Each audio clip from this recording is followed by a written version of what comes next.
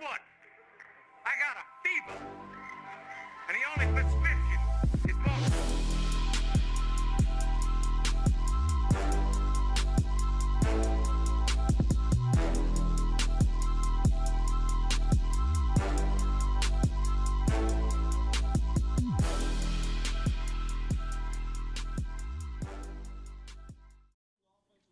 Yo, what is going on, man? Happy Sunday night.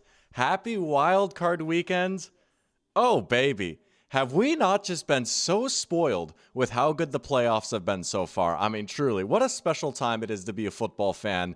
Every single game so far coming down to the final possession. Every single game tightly contested throughout. We've seen some crazy stuff already. A couple of kind of upsets, and we'll address the elephant in the room in a second. I know chat is already kind of having their fun. We had some fun in Discord a little bit. You know what? It's fine. Here I am. I'm here to take my bullets, be put in front of the firing squad. Dude, I'm so stupid. I cannot believe that I actually fell for this stupid team, man. Oh my gosh. I was pretty locked into this game, obviously, right? And I'm not even like the biggest Philly lover ever. I just found myself like weirdly attached to this team down the stretch. And I was pretty bought in. I thought their defense was legit. I don't know, man. I thought this 49ers team was a paper tiger. Lot of stuff went wrong today, man. Lot of stuff went wrong. We can get into the game more in a little bit. But I will eat some crow here. Good Lord, dude. What a stupid take, man. I can't believe I actually picked this team to go back-to-back. But you know what? Whatever. Now that that's out of the way, can we just say, man, truly, this has been an unbelievable weekend of football so far. I mean, see, I have watched every single second of every single game, and it has been awesome, man. I wouldn't have wanted to spend my days doing anything else. So you know what? Yeah, my bracket is busted. But you know what? I bet a lot of other people's brackets, maybe not completely busted, maybe not having their champion out in the first round. But you know what? We've all had some misses, right? But I'll take some heat for that, bro. That was crazy. But it was a good game either way, man. I mean, it was a good quality 3.5 hours of football. I can't complain too much. But now that that's out of the way, how are we all doing? Y'all know the drill. If you're in here, feel free to say hello in chat. Looks like we got a great crew in here already, man. Chat has been going off, and I love it. Got a lot of chatter going on before the game even started. We've got Pear Champ, we've got Brent, we've got Jack, we've got Sebastian. How's it going, guys? Pear Champ, man, sorry about your Packers. I'm not going to lie. I was actually, I said this in Discord, I was actually kind of pulling for the Packers a little bit in that game, too. That was a tough loss. I'm sure we'll get into that more later on as the night goes on. We got Lion back in here. Appreciate you tuning in, Lion, saying hello. What's up to you, man? Hey. How about the playoffs, huh? You know, I'm hoping we can keep this going here for another good game here tonight. I'm a little scared now. It's like every game has been good. Of course, the one game I go live for would be the stinker, right? But I do think we're going to be in for a good game here tonight. We've got two really good quarterbacks. We'll preview this matchup here in a few minutes, but yeah, man. I mean, there's just so much to talk about, man. We got Caden in here as well. What's up, Caden? Hope you're doing well. Fake fan? Nah, bro, you're all good. I mean, I put like a little community post out, but sometimes those can be a little bit funky.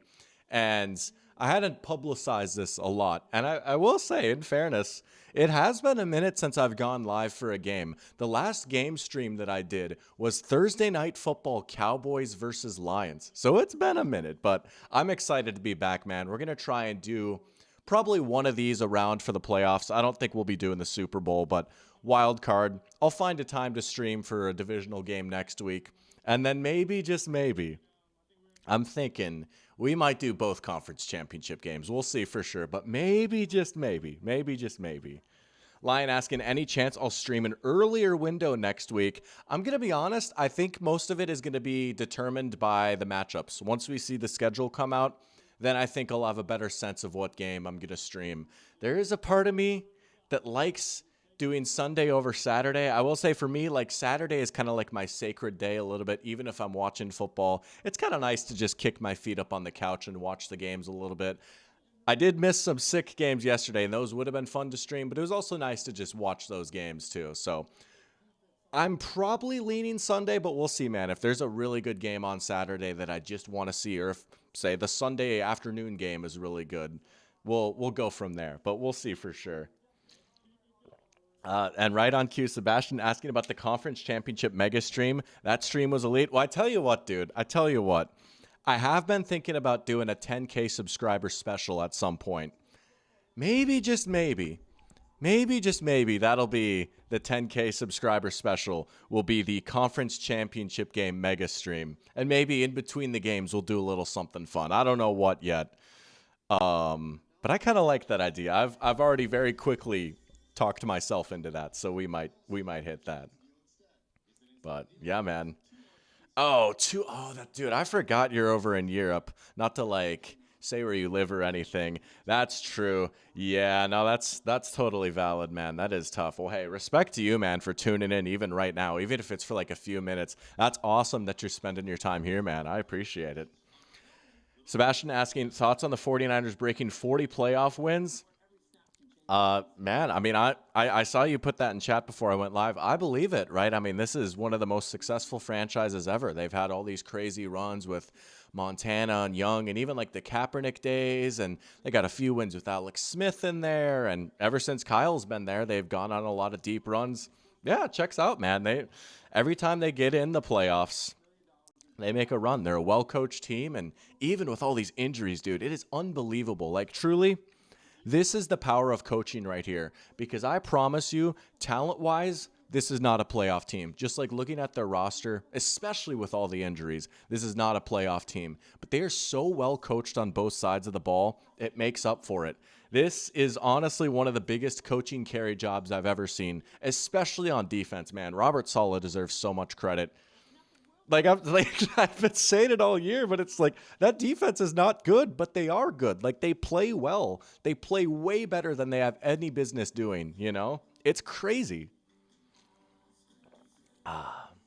Some talk about Matt LaFleur getting fired. Oh, Brent asking the Packers fans. You know, I've got my own take on that too. Those of you that follow me across socials might have seen me talk about that. But you know what? It is 8:08 here.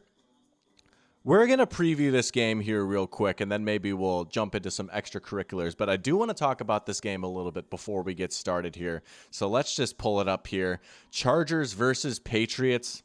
Now, for what it's worth, you might need to take my opinion with a grain of salt here based off how my bracket has gone so far. Full transparency, going into this game, I am actually kind of liking the Chargers a little bit. It's in Foxborough. It's a little cold. It's a little blustery. I get that. But I do think, in a weird way, if there is a team for the Chargers to draw here in the first round of the playoffs, you could do a lot worse than the Patriots. The biggest concern with this Chargers team is their offensive line. And it's just, I mean, they're injured, right? They're down their two best linemen, their two star tackles. The interior's never really been that good to begin with. And now I think you can make a very convincing case this is the worst offensive line in the league. Honestly, that alone would be enough to like have me say, oh, like disqualify them, bro. Like, this is not a serious team. Like, I can't really trust them.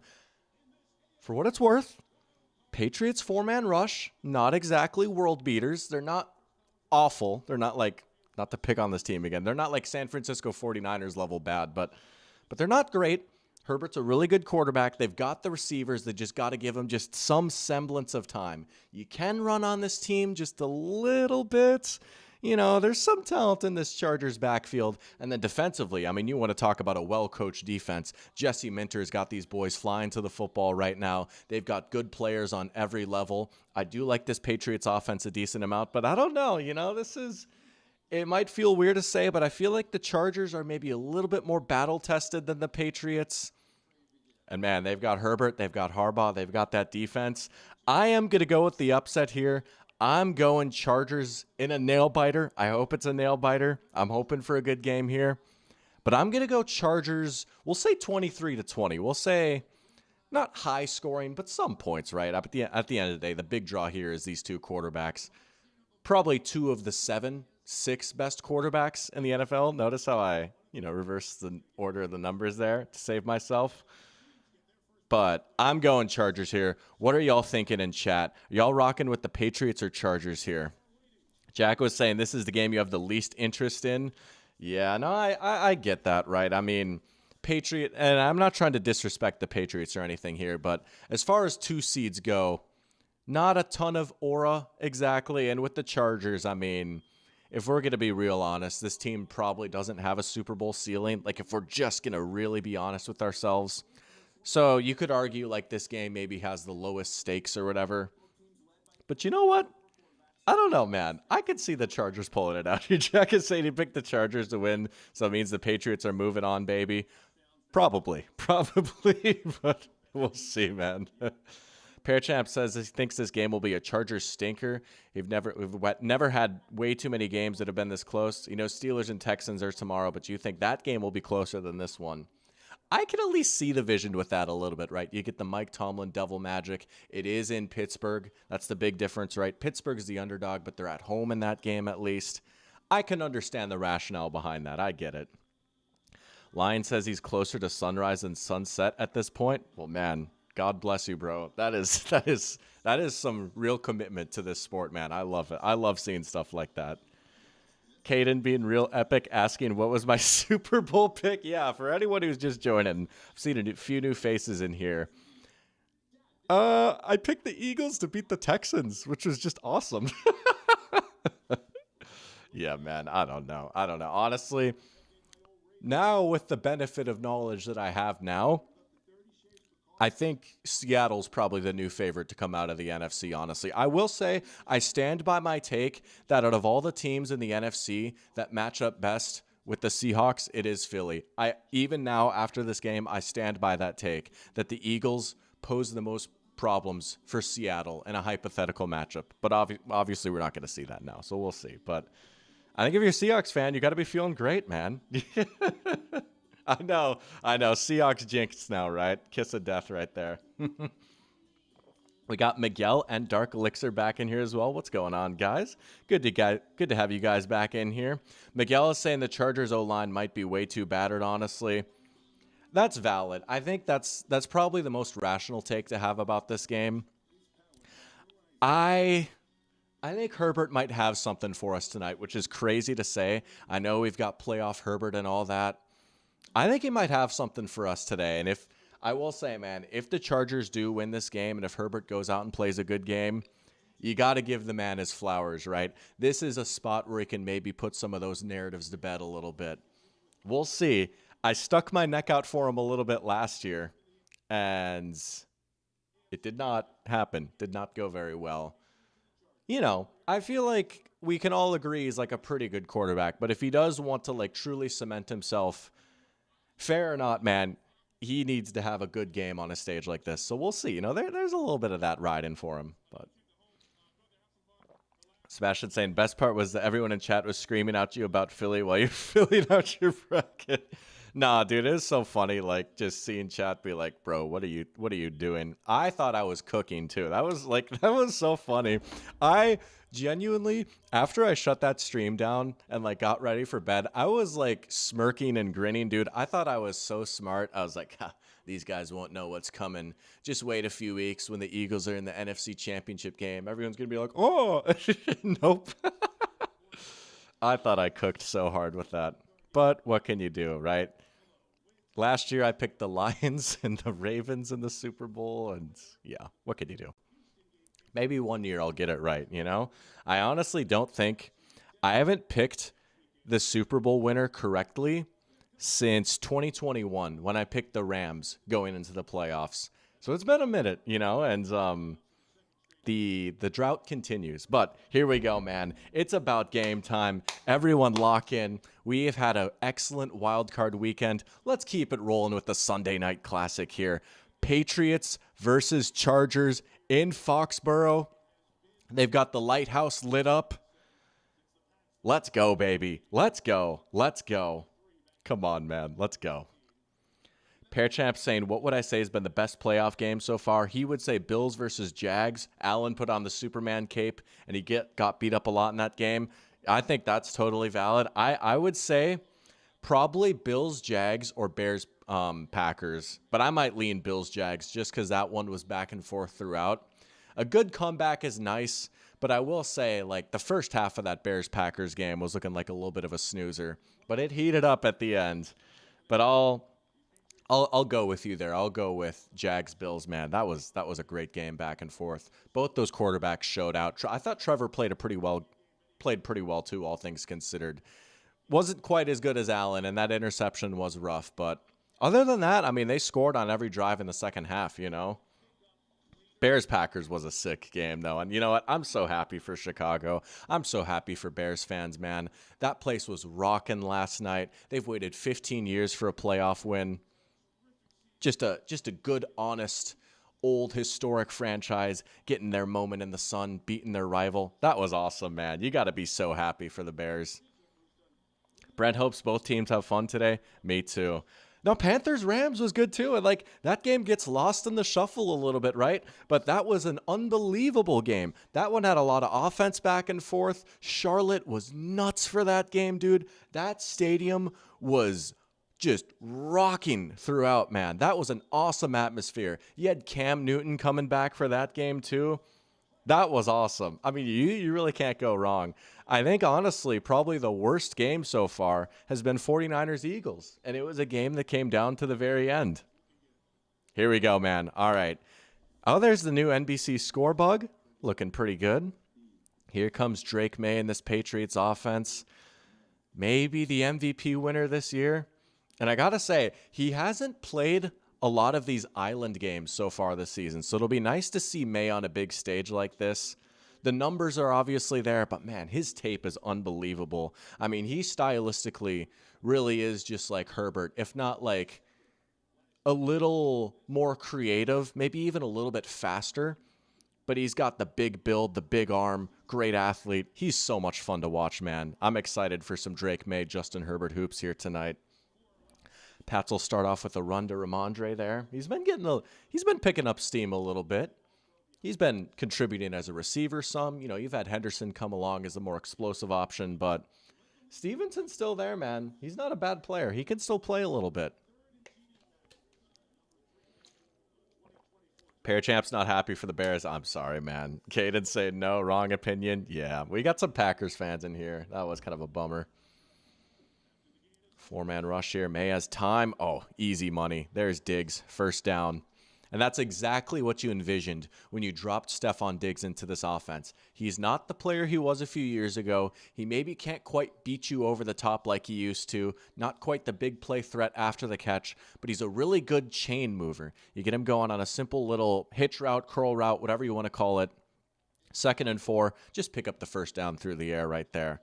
That's a very good role for him. And that's a role I think he's going to age well in, you know, depending on some stuff that may or may not have happened off the field, which I'm not a legal expert, don't know the guy. Who knows for sure, but at least from a football standpoint, great play by Diggs right there. And that's exactly what you envisioned with him. NFC is already down to 2 divisions, by the way. That's, I suppose, right? Yeah, NFC West, NFC North. Wait, is that right? Hold on. Rams, yeah. Oh my gosh, that's crazy, dude. That's crazy. Yeah, dude. There's some loaded divisions in the NFC. Then you've got the good old NFC South. All right, another drop back from May here. He's got some time back there. Good play on the ball, though. This Chargers secondary, man. They've got some good players back there. They don't necessarily have a lot of big names, but like you think of a Tarheeb Still.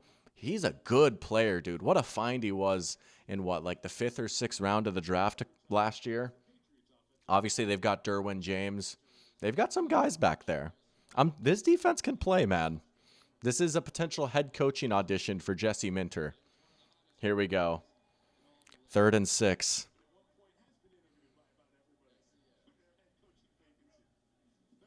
Another 4-man rush here. May, oh, he wanted to take a shot. Down he goes. There you go. Chargers defense coming home. Odafe away. Mid-season pickup. Nice little rotation piece on the pass rush. Chargers defense getting the stop. Here we go. They don't blitz a ton, right?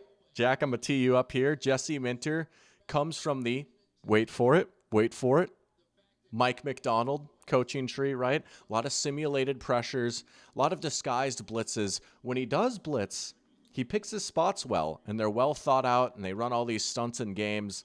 But for the most part, it really is just good coverage on the back end, and then just frying the quarterback's brain. Right? Third down right there. You get home without having to blitz. That's huge. It's a risky game, blitzing Drake May, with the way he can move around and take shots downfield. When you can win like that, man, that's huge. That's huge. There you go. There you go. Line says Stream East ain't working well. That's tough, dude. Well, there's I hypothetically, if I were to find a way to stream the game, if I didn't necessarily have access to it in more traditional means. Let's just say hypothetically I was a Minnesota Vikings fan who lived in Georgia and didn't always have access to the Vikings games when they play at 1 o'clock on Fox. In theory, I would consider maybe, just maybe, visiting NFLBite.is and trying that. Or hypothetically, maybe Sports Surge. Just some suggestions, potentially. But Jack's going to head out for a bit. He'll be back later. All right. Well, hey, appreciate you tuning in, man. And to quote the great Russell Wilson, go Hawks. Who is Chris Collinsworth's second lover? Mahomes is his first? That's a great question, honestly. I mean, I feel like Aaron Rodgers has always been up there for him, right? I always picture Collinsworth gushing about Rodgers in like the mid 2010s, and he got one last chance to back last week, right? That Steelers Sunday night game. So weirdly, I always think Rodgers is the answer for that. Other than that, I mean, you could say Josh Allen, but I feel like that's Tony's guy too, you know. Tony's lovers are definitely Josh Allen and Patrick Mahomes. I don't know. I like my Rodgers answer for that. Collinsworth's second lover. Brent says, can't believe Chris Collinsworth didn't take a Cancun break since his second lover didn't make the playoffs. Talking about Mahomes. Oh, Patrick Mahomes, that's unbelievable. Hey, you know what, though? Collinsworth could be a little weird. He could be a little kooky sometimes. But take it from me, someone who can be a little weird and a little kooky at times. You got to respect his passion and love for the game. He has a true, undying love for the NFL. And respectfully, you can't say that about every single color commentator in the booth, right? You can tell this dude absolutely lives, breathes, and adores NFL football. And he's always got good scoops and insights from practice and meeting all these players. You can tell he takes his job very seriously. Here we go, Herbert. Oh, okay. That was a dangerous pass right there. Just got it in there. Hoo, hoo, hoo. And that's how they're going to have to live, right? Get that ball out quick. You will not have ample opportunities to do big 5 or 7 step dropbacks with Herbert. As much as you might like to with the arm that he has, you're going to have to use his strong arm in the quick game. And he just rocketed that one in there. That ball got tipped a little bit, but there you go, getting the rookie Trey Harris going a little bit. I feel like I haven't heard a lot about him this year. I feel like he's had a pretty quiet year.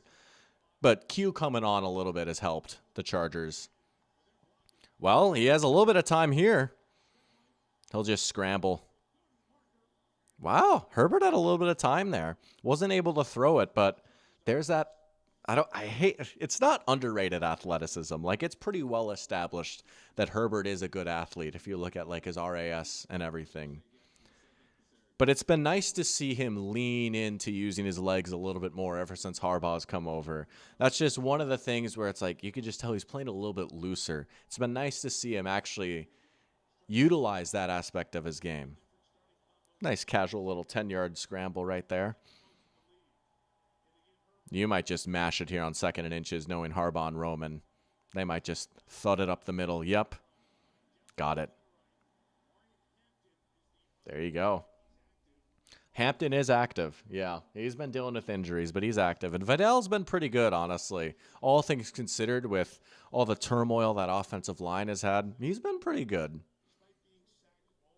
Sebastian says, remember everyone, piracy is morally wrong. Please drop piracy websites in chat so everyone knows to avoid them. True.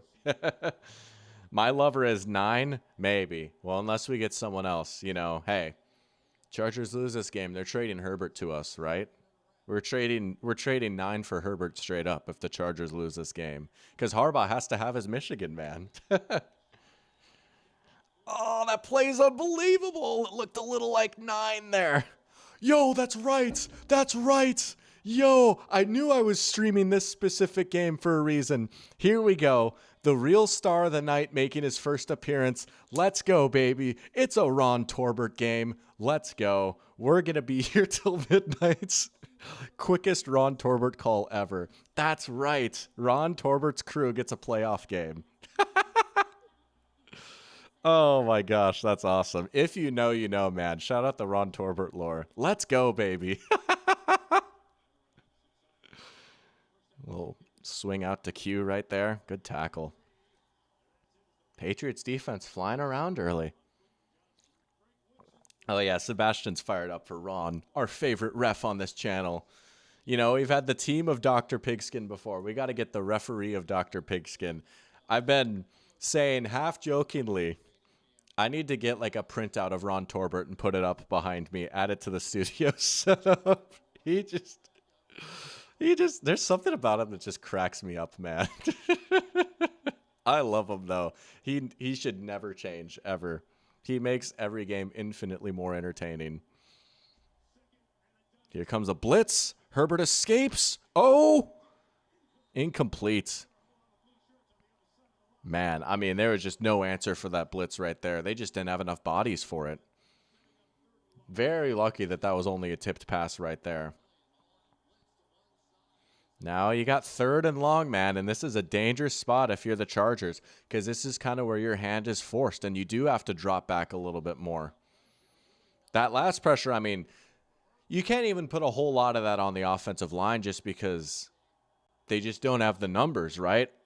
If anything, that's more on play calling or coaching, not having a good answer for the blitz there, which, not saying I'm like smarter than Greg Roman or anything, but he had time though. He had time. Oh, good tackle on Gadsden. Carlton Davis brought him down. It's 4th down. That was a heck of a tackle. You got a corner on a tight end right there. Probably 9 times out of 10, tight end wins that matchup in the open field. Instead, it's 4th down. So you're asking for some. Well, hold on a sec. We will get to the Ron lore in a second. We got a 4th down right here. Chargers are going. I love it. I love it. You're underdogs on the road. You're in Patriots territory. It's 4th and 2. You have a superhero at quarterback. Let's do this, man. Actually snap it. Don't do that thing where they just try and draw them off sides. Yeah, they will. Should have known with Harbaugh, man. I was a little surprised. I was like, Harbaugh doesn't strike me as the type of guy that would go for it in the first quarter. Delay a game. They'll just take the penalty and then punt it. All right, well, now that we've got a punt, the lore with Ron Torbert. So there's a few different paths you can take with this, honestly. But the biggest thing is, a little over a year ago, my good friend Gothberg, well, really the whole Fargo crew was over visiting me in Georgia. We were watching the Vikings game, and my good friend Gothberg was saying how Ron Torbert just like takes so long with every single call they make, dude. Like, he and his crew, every time there's like the slightest call to make, they just huddle up and they take so long. And it just cracked me up because I'd never really noticed that before. And he like pointed that out. Is the Vikings-Jaguars game. And sure enough, dude, every single call, they took so long. And now every time Ron does a game, you just always notice it. And so I pointed it out when I did the Packers-Cowboys stream earlier on this year, like week 6 or whatever, right? And I was like, bro, that's Ron Torbert. I have a crazy funny story about him. And they took so long in that game. And then beyond that, I remember being at the Vikings-Rams game in 2015. This was back when they were playing at TCF, back at the Gopher Stadium, before they moved into US Bank. And Ron Torbert was the ref for that game. And I mean, that game went to OT too, but that game took like a solid 4.5 hours. And that poor dude, he just got booed mercilessly for every single call that he made in that game. I felt kind of bad, but I don't know. Like, he just cracks me up, dude. I mean, depends on who you ask. Nate Tice has a similar thing with Ron Torbert, where like his whole thing is like Ron Torbert's crew is not good. And so, like, honestly, objectively speaking, not really. And so, I mean, if you like, I don't know, if you're annoyed by that, I totally get it. Especially like if you get screwed over by them, that's valid. But as someone who's like a neutral who's just watching this game for chaos, I find it so entertaining. You just never know what you're gonna get. And at this point, I have to lean into the bit, right? Because we have to have referee agendas too. Just cheering for players isn't enough. Yo, we got just someone 6586 in here saying first time watching live from Italy for his Patriots 2:30 here. Got school tomorrow. Well, once again, man, dude, honestly, genuinely, I'm not just saying this. That genuinely makes me so happy when I hear international fans like tuning in for NFL games when it's super late, right? I just think that's so cool to have that type of commitment and dedication to this sport. And you know what? Truly, it's even more touching that you're spending that time here, man. So that's awesome, man. I appreciate you. Let's go. Cheering on the Patriots from Italy. That's awesome. Sebastian saying JK school is important, but you could skip if you want. You're not a cop. Yeah, you could do what you want. I've skipped some classes in my day. Now, you got to be responsible about it. If you got to show up, you got to show up, but I can't lie to you, man. There have been days I've made the executive decision to cancel class for myself personally. And I turned out fine, right? Man, you could tell it's been a minute since I've done a game stream because already we're at 8 minutes in the first quarter and my mouth is dry. I've been yapping so much. But you know what? We're here for it. Nothing for Henderson there. This Chargers defense, good unit, man. I gotta say, I thought they would come back down to earth a little bit this year. I thought they kind of overachieved last year relative to their talent. And, I wouldn't say this is like one of the 3 best defenses in the league, but they regressed a lot less than I thought they would. They have some staying power in here. May has a little bit of time batted up. Oh, and it is picked. It's picked. Oh my gosh. Deion Henley. Chargers take over in the red zone. Oh my goodness.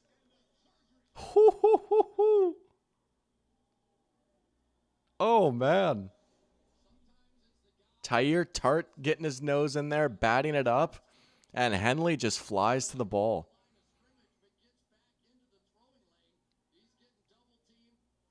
Man. All right. Man, it was almost, Derwin almost got it at first. He bobbled it around, but then Henley was there too. And I know I've been just like heaping this praise on Jesse Minter, but that is a sign of good coaching when you've got multiple guys near the football, right? A lesser coached team might have not had that second guy that had the wherewithal to be around there. I mean, in a game like this already, it's the first quarter, but this could be like one of the 3 biggest plays of the game. They got Ladd in motion.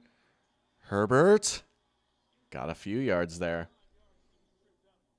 Lion says, don't take this personally, but having some entertainment during the unbearable amount of ads is pretty nice. Well, hey, I'll do what I can to help, I love it. Dude, man, if you think this is bad, I watched a little bit of college football these past few weeks.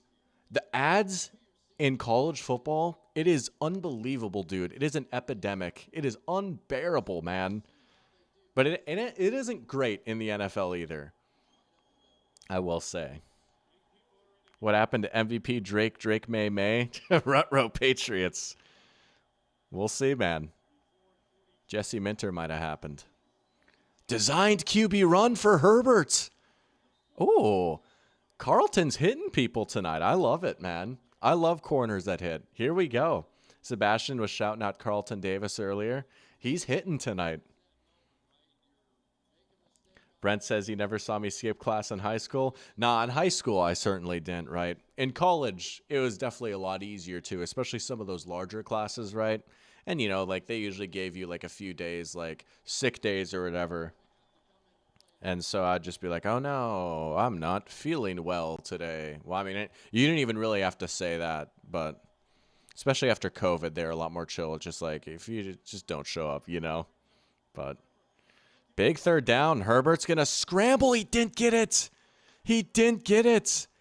Marcus Jones The tiny DB bringing him down.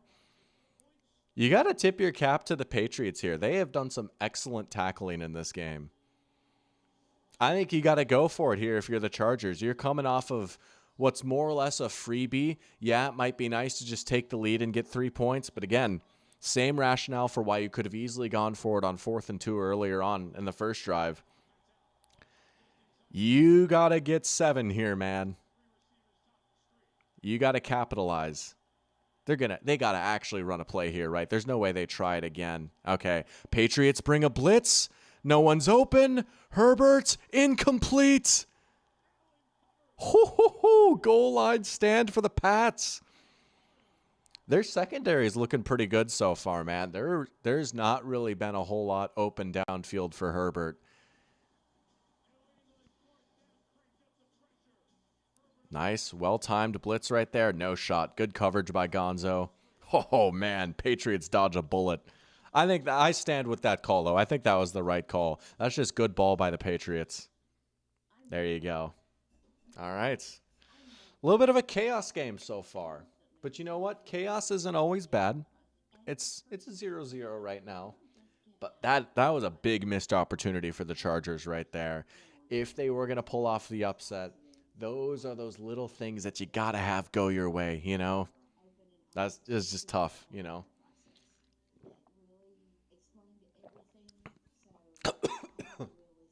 Oh, my Lord. I almost Packers. Sorry, I had to. I had to. Sorry, Packers fans. I swallowed my water funny there. Good Lord. All right, I'm good, I promise. Not me just casually coughing into the mic. Anyways, George Kittle suffered a torn Achilles. Dude, it sucks, right? I mean, he's just historically had trouble staying healthy throughout his career, and I'd argue he's a Hall of Famer. I'd argue he's one of the best tight ends ever. He could have climbed even higher in like some of these career stats, you know, if he would have stayed healthy. And those Achilles are tough. He's honestly pretty old. Like, he's been around for a while now. Tight end is a super taxing position. You do worry a little bit about, like, what's this going to mean for him going forward, man. It sucks.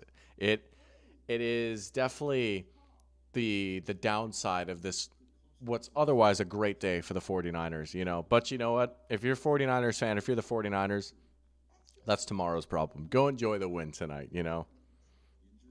Brent asking if they kept attendance at UGA. It depends on the class. A lot of the smaller classes did for sure, especially once you got into your specific school, right? Like once I got into journalism school, most of our classes were like, you know, anywhere between 15 to 25 people. So they keep attendance for those. And then there are some of those larger classes where like they would throw in pop quizzes, like attendance quizzes, and that's kind of how they kept attendance, right? But there are some classes where they just didn't. And like even those smaller ones where they did keep attendance, like be like, you know what, you get 5 absences per semester or whatever, right? So that's kind of how it worked over at UGA. Lion saying most sports outside of the U.S. are very good with ads. Oh yeah, I mean you watch a soccer game, right? It's so nice. It's only during halftime, and I can imagine that, you know, other sports, like I'm sure like cricket and rugby are far less commercialized than like football, you know? Oh, there you go. There's Stevenson breaking free.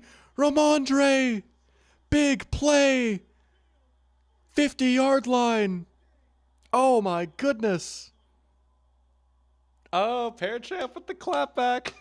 I love it. No, that's fair, right? That's awesome. Valid clapback right there. Oh, man. Let's go. The Bay Area saltwater damage. I also saw someone talking about the 49ers injuries. I also saw someone speculate that like their practice facility is close to like some electromagnetic plant or something, and there have been studies done about how that might be harmful for you, because it is. And I'm not look, I don't know anything about anything when it comes to like science, right? But it's just like, at what point is this not like luck or like a coincidence? Like, how are the 49ers literally always injured? It's crazy, dude. Some of it might have to do with just like all these deep playoff runs. Like they literally just play more games than other teams, but I feel like relative to other playoff teams, their injury luck is insane, you know? We got Garrett in here. What's up, Garrett? Hope you're doing well, man. Saying cricket is pretty bad with the ads from your experience. Oh, well, the more you know. I'll admit, I've never watched a cricket game in my life. Or sorry, cricket match.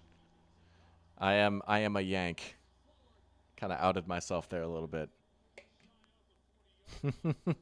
Got a guy yakking it up, folks. Game streams are back. Oh, yeah, baby. Cricket's been fine in Lions experience. Oh, we got a little cricket ad discourse going. When is the cricket match, Doctor? I don't know, but maybe I should try a cricket stream. Now that'd be crazy. All right, we got a 3rd and inches here for the Pats. Oh, they give it to Stevenson again as the up back. I feel like, and correct me if I'm wrong, maybe teams have been doing this for a minute, but I feel like I've seen that a little bit more this season. Teams coming out with not just 2 backs, but 2 running backs, but having 1 running back, usually like the backup running back, come in as like positioned like a fullback and then just handing it off to them on 3rd and short. We saw the Patriots do it there. We've seen the Falcons do it plenty with Tyler Algier. The Lions have done it some with David Montgomery. There's a few other teams if I really sit down and think about it, I'm sure I could pull up. But it's been a cool little trend that I've seen this year. Bar the fact that outside of the T20s, it's such a boring sport talking about cricket. I got to ask, again, as a Yank, what are the T20s? I can't say I'm familiar with them. Sebastian saying last year they missed the playoffs and they still got injured again this season. Yes, dude, they weren't even in the playoffs. You're right, dude. You're so right. Yeah.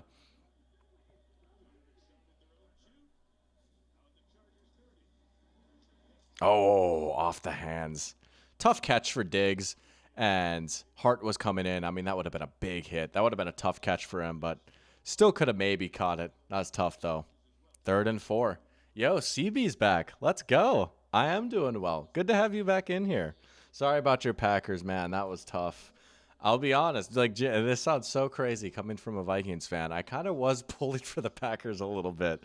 I was talking about this at Discord, but, like, I think it comes from a place of jealousy, you know, saying like, oh, well, little brother got to finally knock the Packers off. But why couldn't little brother be us, you know? Oh, trickery. Extra tricky. Throw to May. Oh, he overthrew him. Oh, they saw what Kyle cooked up in that game earlier today, and they wanted to try and one-up him there. They were trying to get Drake May a receiving touchdown. Yeah, that play looked a little rough from the start. I mean, Stevenson felt like maybe he took a hair too long to pitch that ball out. May was wide open. But that's such a tough throw to make for a running back. You're throwing all the way across the other side of the field. It was a wide receiver, Efton Chisholm. Yeah. I think he's that preseason folk hero, right? I mean, that's a tough throw for a non-quarterback to make. Here we go, though. 4th down. May with a strike. What a catch. Kyle Williams. Hey, he's coming, man. I'm still holding on to my Kyle Williams stocks. That's a great throw and catch right there. Just a little outbreaking route on 4th down. Whoo. 1. Oh, I think he got both down. I think that first foot is down when he has control. I think that's a catch. Whoo. Lion saying T20 means only 20 overs per team, a.k.a. 20 sets of 6 pitches. Oh, well, there you go. The more you know. Oh, test. I've heard of test matches before. May crunched. Oh, was that Thule getting home? He's had a nice year. Yeah, dude, it's crazy. Thule Tuipolotu. I totally butchered his name. Tuiputula. Oh, my God. There's a reason I just always call him Thule. But he had like 13 sacks this year, dude. He really came on this year. He's been a solid player for a few years now, but he took that next step. He can play, man. He's good. We got Sports Gambler 6 in here. Appreciate you tuning in. Let's go. Saying EBKers know that Kyle Williams was a first-round talent the entire time? Oh, yeah, man. Good player. Oh, we have a guy falling down. It's Efton Chisholm on the catch. Oh, my gosh. And I will say, that is a staple of this Patriots offense. There have been plenty of times where they've gotten behind the chains, but this is what I'm talking about with May being aggressive. They get into 2nd and 16. McDaniels is not afraid to dial up some deep shots and get it all back, and May's not afraid to let it rip. Definitely having a defender falling down helped there, but it's so cool to see them like even try that, right? Them to even have those routes downfield to begin with. They're an aggressive offense. This McDaniels offense, man, it's not easy. Not just anyone can come in and run it. A lot of it is on the quarterback. They're asked to make a lot of difficult throws downfield, but May can do it, man. May can do it. Parachamp is saying that play made me think of the pass to Tom Brady against the Eagles in the Super Bowl. So true. Yeah, Tom Brady like just couldn't catch it. All the memes afterwards. Oh, yeah. CB saying, what's my early prediction for the Super Bowl now that some teams are out? Well, I'm glad you asked that because before some teams were out, my prediction might have been a little bit different because one of the teams I picked to make it is out. Anyways, now that some teams are out, I'm going to keep my AFC pick in there. I'm going to stick with the Texans. I really like the way Houston's playing right now. I think they're a complete team top to bottom. They're well coached. Love the defense. I think the offensive line has at least come along a little bit. Nico's good. Stroud is good. I like Houston a lot, and I think they can go band for band with anyone in the AFC with that defense. NFC, I think I am going to go Seattle. I'm going to say Seahawks Texans Super Bowl now. I may or may not have had the Eagles in there beforehand, but we don't need to talk about that. Sports Gambler asking, Mr. Pigskin Index, what are the chances of the Eagles trading A.J. Brown to the Patriots? I mean, I certainly think that would be a move that might make sense for the Patriots if they want to truly take that next step, right? Look, I'm not trying to be like a Patriots party pooper or anything. Like, with how this year has gone, man, who knows? Like, they honestly could go on a run and win it all, right? But realistically, if you just had to ask me, like straight up, are they quite in the Super Bowl tier of teams? I would say probably not. And getting another guy in the offense, someone like A.J. Brown, that might put them there. But I think if you're Philly, man, you got to find a way to make this work, dude. Like, the ceiling is just too high with A.J. Brown and Saquon Barkley and Devontae Smith all on the same offense, and you still got Fangio in the defense. Like, the ceiling is too high, man. You got to make some changes on the offensive side of the ball, like new offensive coordinator, and dare I say, I've gone to bat for this guy a lot, but dare I say maybe even like a new head coach, right? But you got to try, because we've seen it work so well before, and it's just been such a frustrating year for him this year. But I think you got to try and figure it out. That's my take. But if you're the Patriots, I think you try. You at least ask the Eagles, like, hey, how about A.J. Brown, though? May gonna just run? Yep. All right, a few yards there. Chargers, I will say, for all their amazing things they've done on defense this year, they've weirdly struggled against mobile quarterbacks a little bit. You look at some of the numbers, they have given up a surprising amount of rushing yards. That's something that really manifested itself earlier on in the season, too. You think about that shocking Giants upset over the Chargers. Big reason why, Jackson Dart just ran wild on him. A lot of scrambles given up. Jaden Daniels and the Commanders, a lot of scrambles in that game. That was a game they lost. That is kind of probably the biggest weakness of this Chargers defense. Stevenson. All right, 4 yards.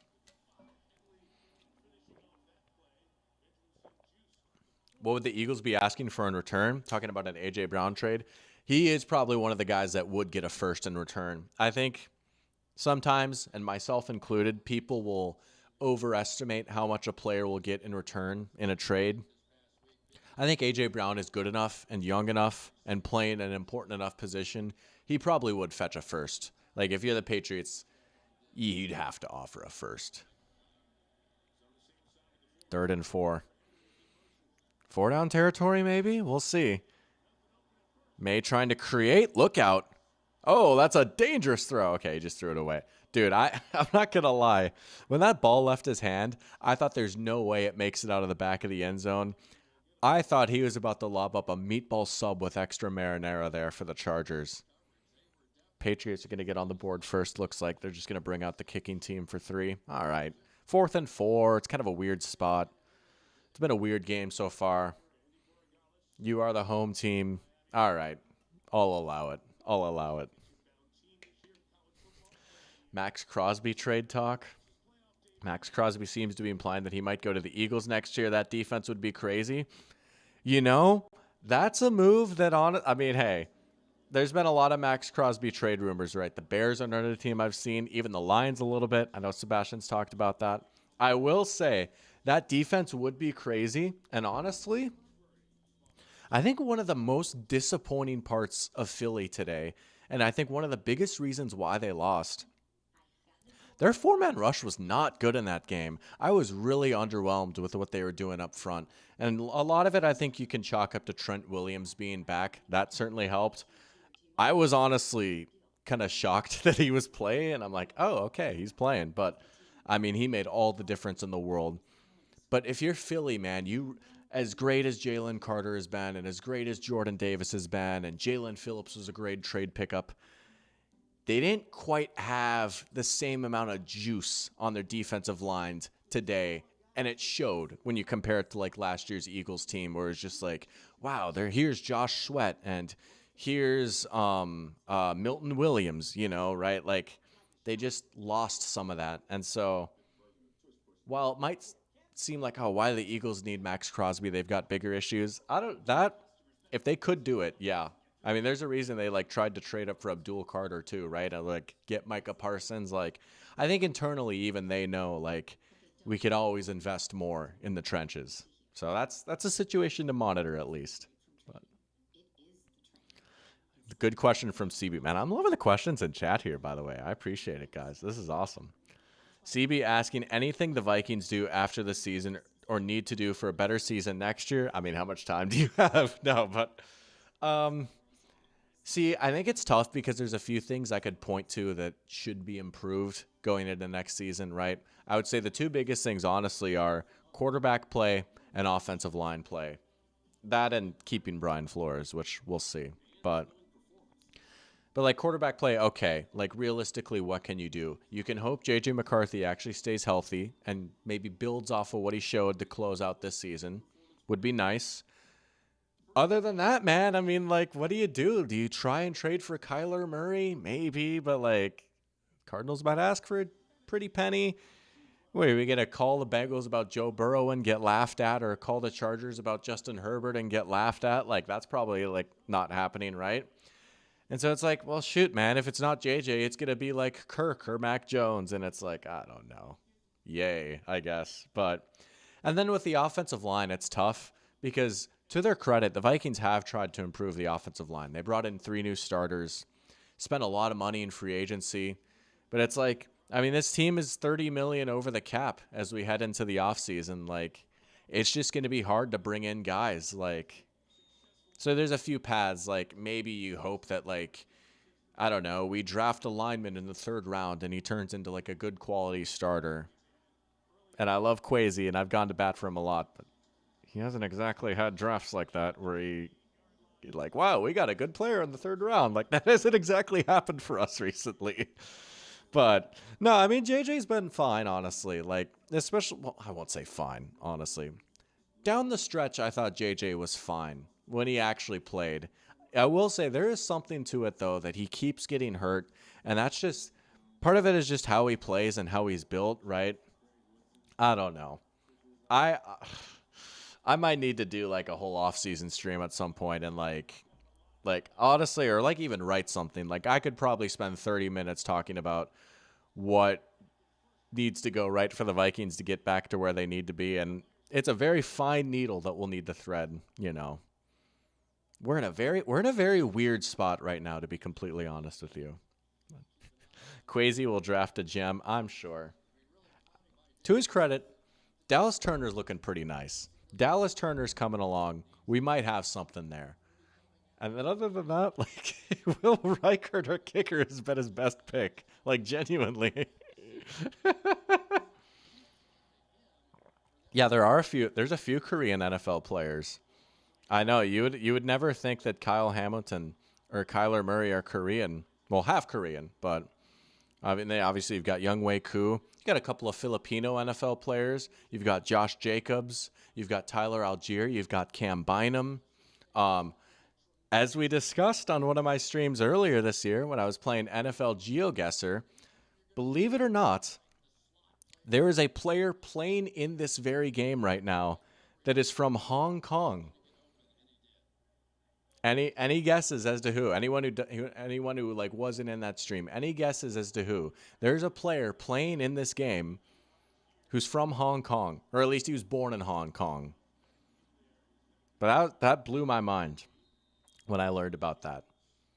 It's Cameron Dicker, the Chargers kicker. Cameron Dicker, born in Hong Kong.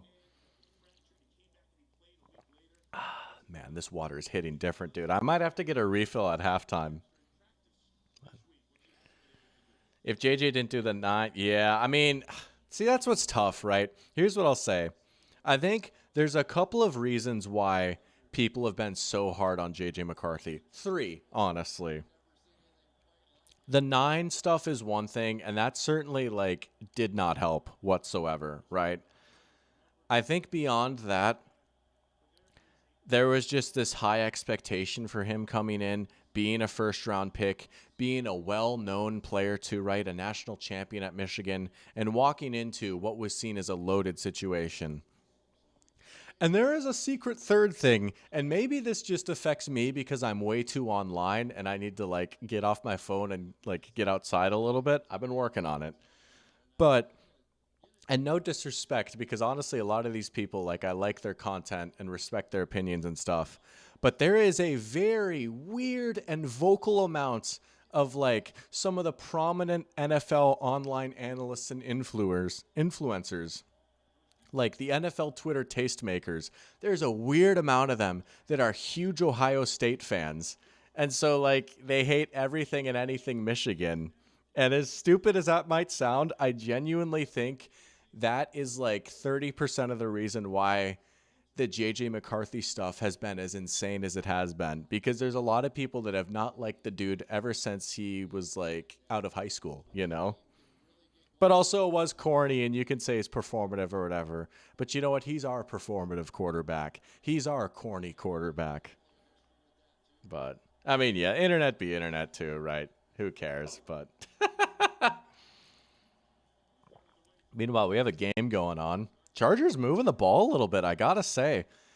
And hey, don't look now. I'm gonna actually check. I'm gonna look and see real quick. But I believe, yeah, Justin Herbert has not been sacked yet. There you go. I mean, if I were to tell you going into this game, you know, we're at like 8 minutes left here in the second quarter, Herbert hasn't been sacked yet. If you're the Chargers, you're ecstatic. That is absolute top tier outcome right here. You're down, but it's like, hey, we're moving the ball and Herbert's alive. He's breathing, you know? 9 minutes left, whatever. Oh, Vidal, little spin move. All right. Oh, well, we'll see. It might actually be on the Pats, bringing him down by the face mask. I like that question for Pear Champ. We'll get to that in a second here. I'll have to think about that. Honestly, I don't know, man. I don't know.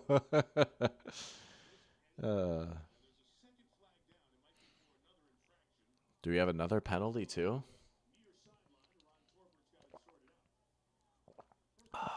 They had to sort it out, of course. Ron Torbert had to sort it out. You know, in fairness, though, there was actually a lot to sort out there. Again, I say I have this bit with goodness in my heart.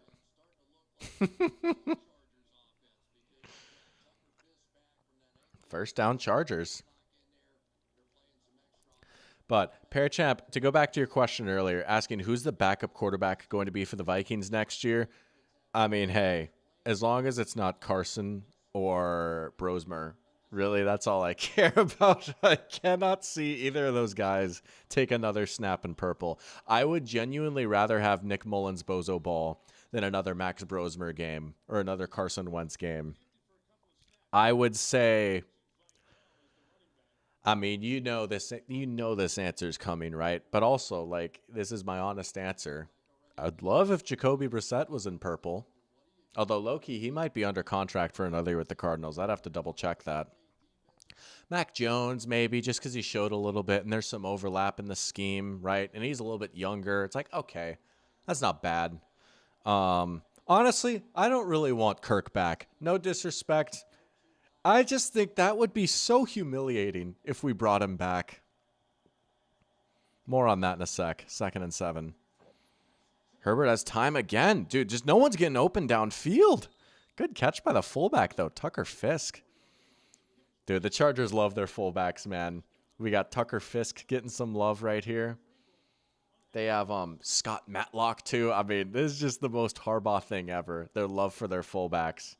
Jack is back. Let's go, baby. Welcome back. But see, the thing with the Vikings bringing back Kirk and why it'd be humiliating is like the whole idea of this regime change was we're moving on from Kirk and the mediocrity that comes with it. Just to go back to an older, more injured, more washed Kirk, that'd be humiliating. Also, they didn't get it on 3rd down.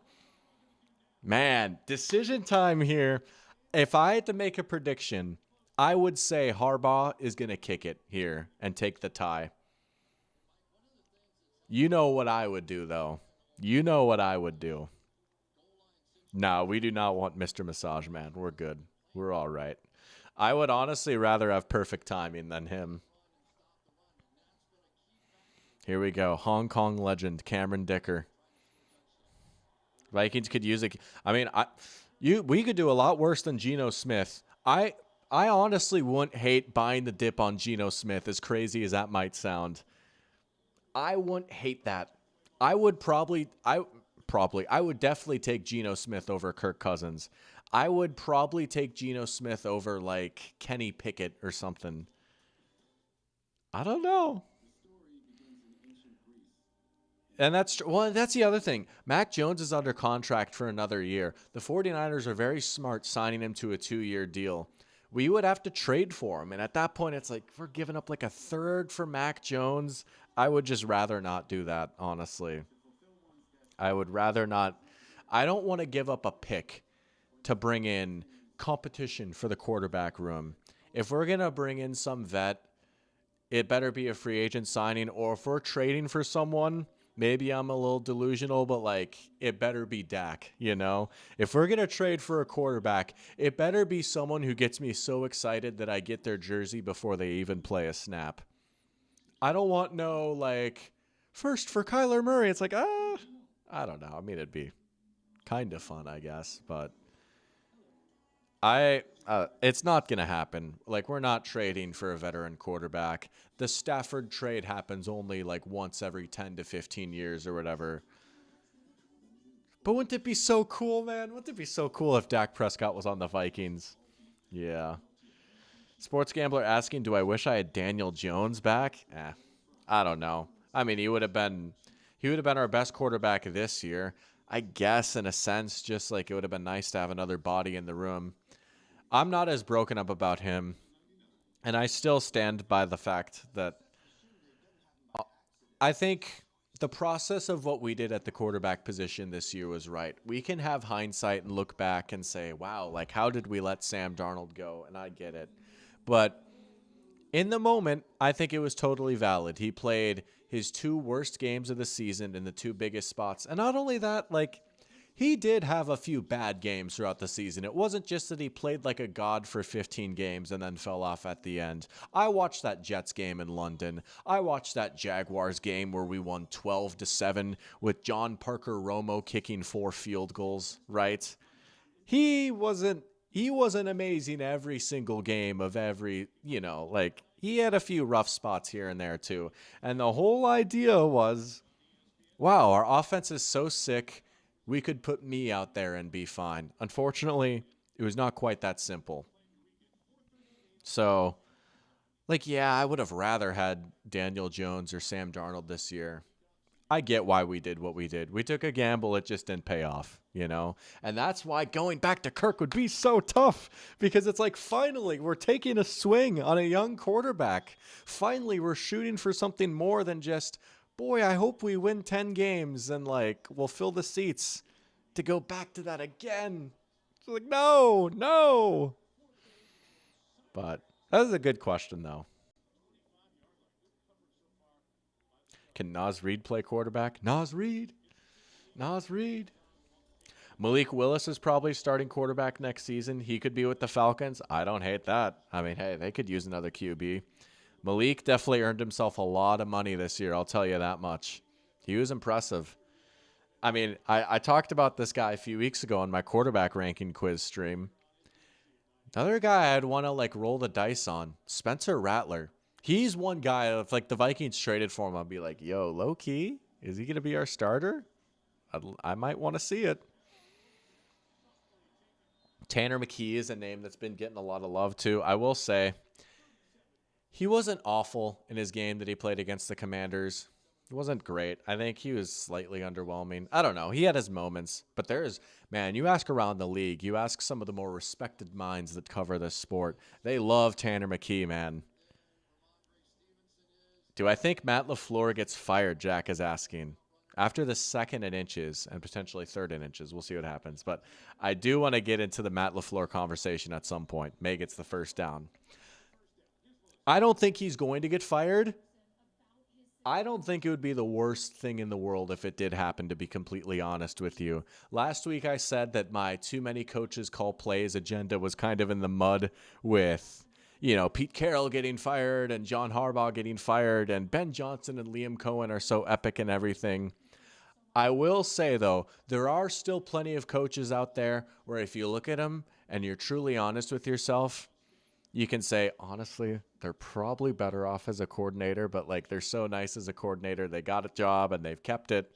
I think Matt LaFleur is one of those people. He is a brilliant offensive mind, truly. And if the Packers did fire him, he would get scooped up just like that by another team as a head coach or at the very least an OC, right? That being said, this has been a thing for quite a while now, and I even hinted at this going into the season a little bit when I was comparing LaFleur and Campbell. Matt LaFleur's Packers are honestly a pretty undisciplined bunch, and they just lose in some of the most unserious ways possible.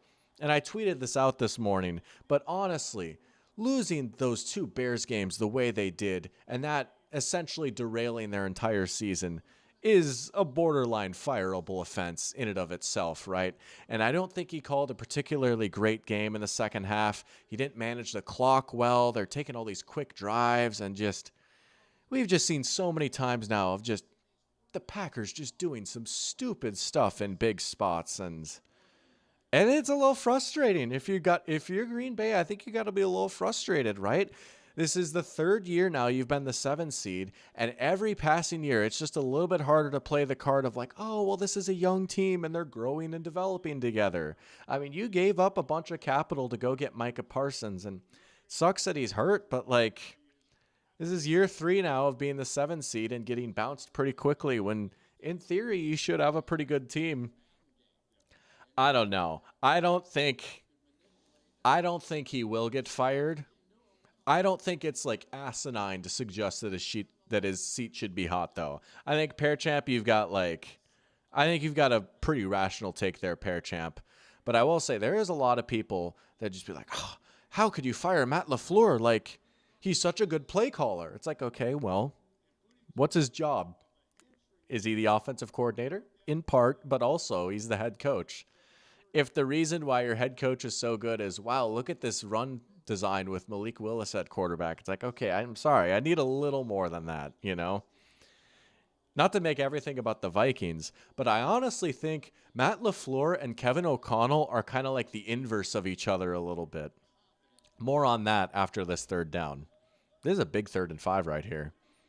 This has been an okay game. It's at least been competitive so far. Haven't exactly gotten fireworks, but off the hands of Stevenson. They'd been featuring him a lot in this first half. I mean, that was a tough catch for Stevenson. The throw could have maybe been a little bit better from May there. Big stop for this Chargers D. May is 6 for 12. 50% completion percentage. Not been his sharpest so far. But to go back to what I was saying, like Matt LaFleur and Kevin O'Connell kind of being the inverse of each other. Matt LaFleur, I think, is an excellent offensive mind. And truly, in a perfect universe, he would probably be best suited as just like a play caller, just as an offensive coordinator. If he could just be left in his corner to scheme up little outside zone run fits and like get the most out of a mid wide receiver core, he'd be awesome at that.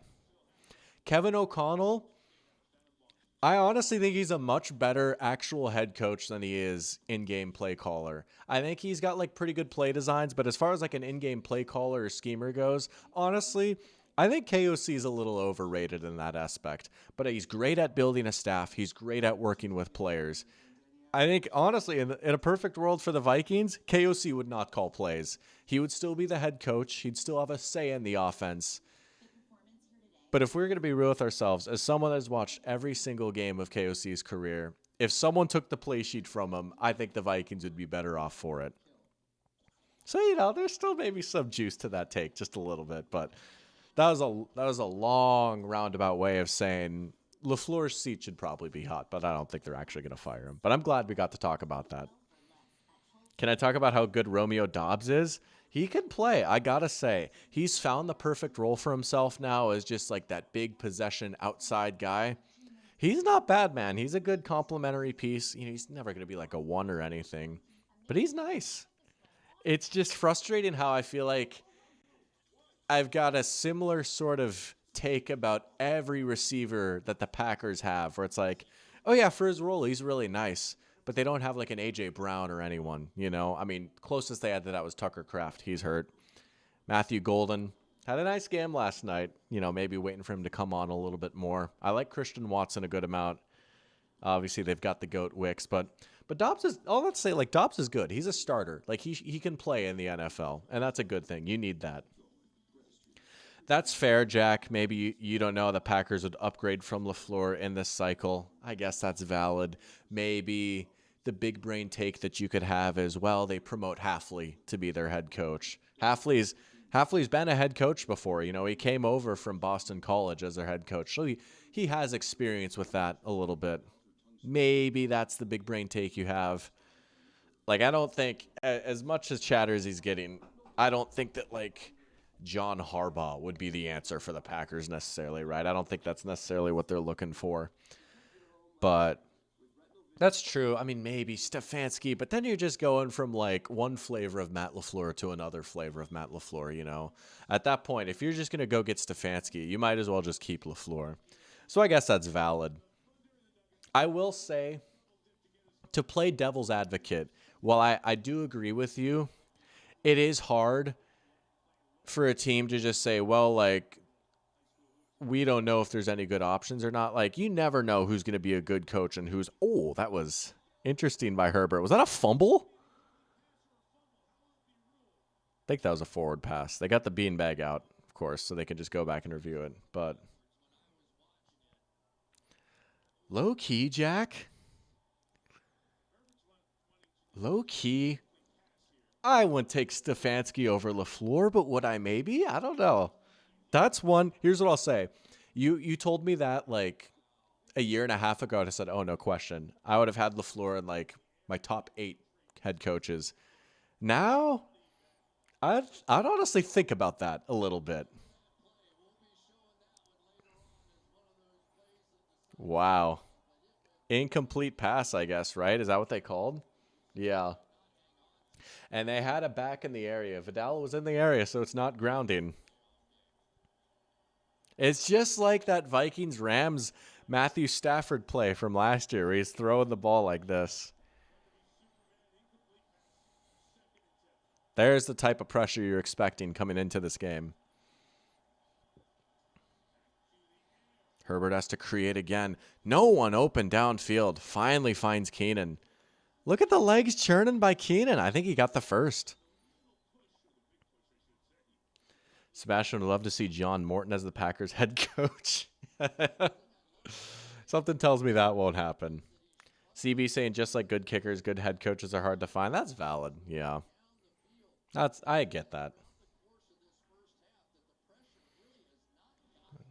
Horns up, baby. Let's go, Brent. I'm kind of with you, Lion. Like, I get per the rule book why that's not grounding just because a running back was in the area. But to quote a salty doctor from last year's Vikings-Rams playoff game, in real life, I'm sorry, that's not like a throw. That should be grounding, right? Because, like, the play I'm referencing last year, you might remember, it looked like it was a strip sack returned for a touchdown by the Vikings, but instead they called it a throw. Stafford just did like this or something to just like try and flip the ball out. And I was like, this is definitely me when I'm trying to throw the football, you know? Like Herbert wasn't actually trying to complete that there. In the spirit of the sport, that should be grounding, but by the rule book, it's not. And you have to call it how it is. Can Ron Torbert coach? Yeah, but we'd have some long pregame and halftime speeches. Dude, the game would have to start 10 minutes late. They'd still be in the locker room. Oh man. Lion says, even in general, avoiding grounding seems way too easy. It feels really silly. You can just chuck it and you'll probably be fine. Yeah, the interesting wrinkle is like being out of the pocket, you could just throw it away, right? Like if you're out of the pocket, as long as you throw it past the line of scrimmage, you can just chuck it out of bounds. That's always been an interesting little wrinkle of that rule. But low-key, like, if there is something the NFL would fix rules-wise, instead of banning the tush-push or banning defensive holding from being an automatic first down, let's look at intentional grounding. I'm kind of with you on that. Titans interviewed Spagnuolo. He will suck at Tennessee, but it'll be over for the Chiefs if that happens. Steve Spagnuolo would be a very silly hire, in my opinion, for the Titans. And honestly, here's something I'll say. If we want to talk about the Chiefs coaching staff, that's a team that honestly probably could have cleaned house in that coaching staff. They would never fire Andy Reid, obviously. He was not good this year, man. I'm sorry. He did not call a good offense. And the locker room is a little interesting, and there's just been some interesting stuff going on in that Chiefs locker room these past few years. And man, I mean, we'll see for sure, because they might be without Mahomes for like a month to start next season. It's like, oh boy, we'll see how that offense looks, because it did not look good to close out this season. And I think, at least for right now, if you're the Chiefs, you can justify that by saying, well, you know, the season's over. We weren't trying. Man, if they have even like a month of Geno Smith next year, like I said, I wouldn't mind buying the dip on Geno Smith if I was the Vikings. The Chiefs are low-key kind of a mess right now. There's just no new ideas in that coaching staff. It's been the same group of guys for a long time now. Don't things just feel a little stale there? Don't you think they could afford to just shake things up a little bit? I think even for Spagnuolo, that holds true. Spagnuolo's blitzes, call me crazy, they haven't been hitting as hard these past few years. Spagnuolo's kind of got dunked on a little bit in big games these past few years. I think the Chiefs' defense has been a tad overrated since that 2023 playoff run. So, that would be a horrible hire for the Titans. But I don't think that would honestly be the worst thing in the world if the Chiefs got some new coaches in that building. They won't do it this year, obviously, but I mean, hey, Mahomes is going to be 30, man. Like, are you really going to be wasting years of his prime away? Like, if they miss the playoffs again next year, like, Reed is for sure gone. He'll probably retire or something, but we'll see. Oh! I don't know that they got it. We're going to have a fourth down here. I think they tried to go quick there on a little quarterback sneak. I don't think he got it. If the Titans, I mean, like, Matt Nagy, like, what are we doing? I'm sorry, man. Do we really want to be investing in that Chiefs organization right now? And I think, didn't they hire one of like the assistants in the Chiefs front office to be their GM, right? Call me crazy. Does an organization really want to be Chiefs South right now? Do you really want to be taking so much from that organization when I feel like you really felt the decay in the roster and the coaching staff this year? I mean, even if Mahomes didn't get hurt, they probably weren't making the playoffs, man. It was not a good team this year. Chiefs could buy the dip on Justin Fields. That would be interesting. If they literally just brought Bieniemy back and called it a day. I guess. I don't know. I mean, I'd take Bieniemy over Nagy if I'm the Chiefs. I'll say that much at least. Man, and look, if you wouldn't want to see this for the sake of like enjoying new blood or whatever, I totally get this. I will say though, as someone that just likes watching sick football, would it be pretty sick if like they brought in Mike McDaniel as their OC? Could you imagine Mike McDaniel OC with Mahomes as his quarterback? Come on, man. That would be pretty cool. Yeah, they for sure were not making the playoffs, even if Mahomes stayed healthy. Yeah. I mean, look at that depth chart. I don't know that they're making the playoffs next year either. There's a whole off season to go still. Maybe I'm overreacting a little bit. That roster, call me a quirky millennial. Hashtag not good. Ryan Grubb to the Chiefs. Yeah.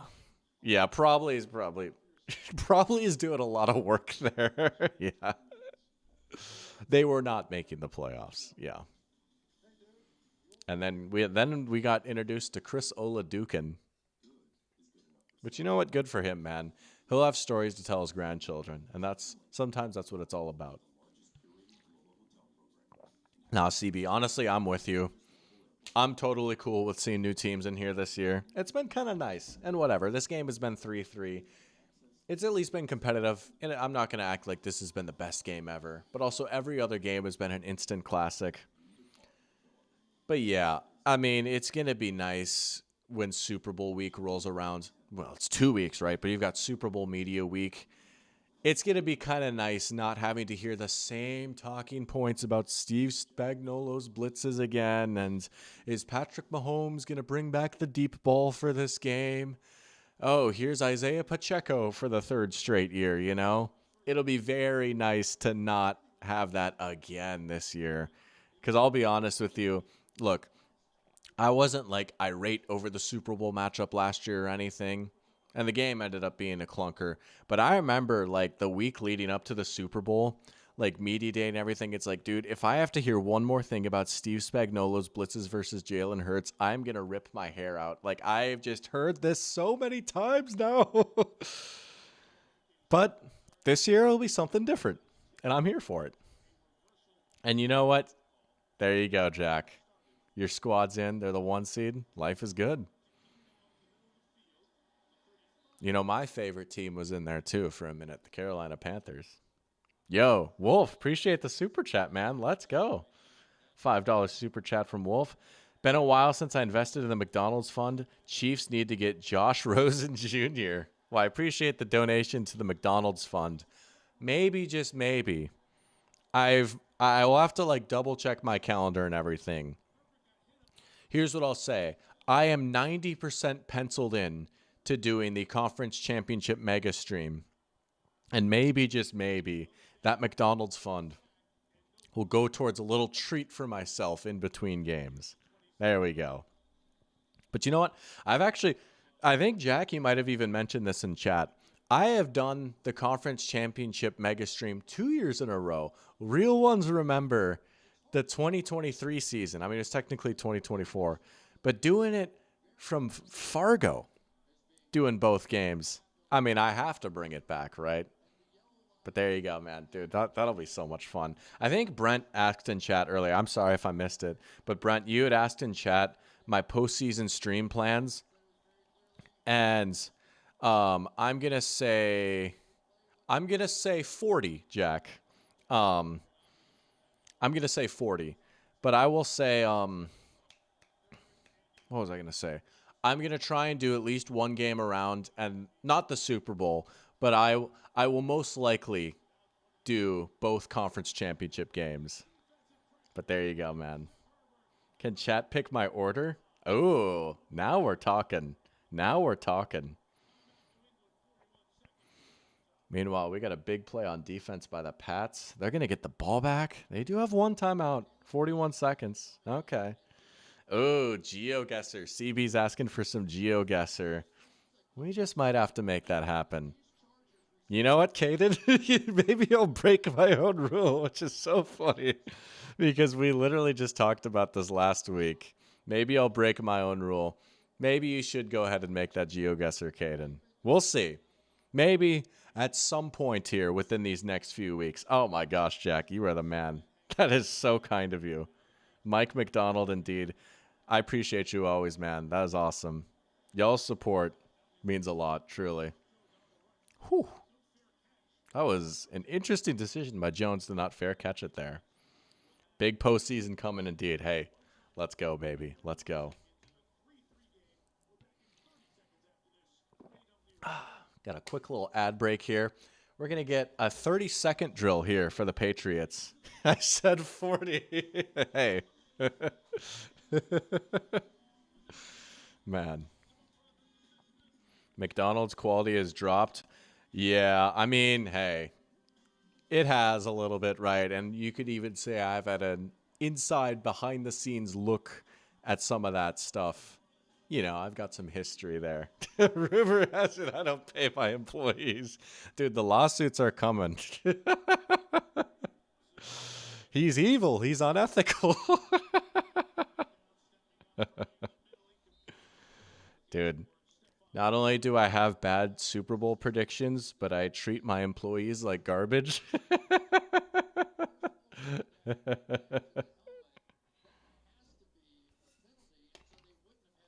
Apple pie. Dude, I still got to get the McDonald's apple pie. We had a good conversation about that. That was a minute ago. That was like back in October, but I remember our apple pie conversations.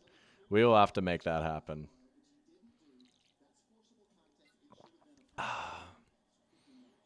Man. May taking off. Oh, baby. Drake May down in the red zone. They still have a timeout. Oh, my goodness. Oh, baby. Are they just, I guess you just got to go for the field goal, right? They let that clock run a decent amount before they call timeout here. The MVP chance breaking out. I mean, hey, that was a pretty sick run. And there you go, right? That's what I'm talking about. Just weird struggles against running quarterbacks this year for what's otherwise a very strong, very sound Chargers defense. And it's weird because, I mean, it looks like they're running man there, but typically, I mean, I won't shoehorn them and say like they never run man or anything, right?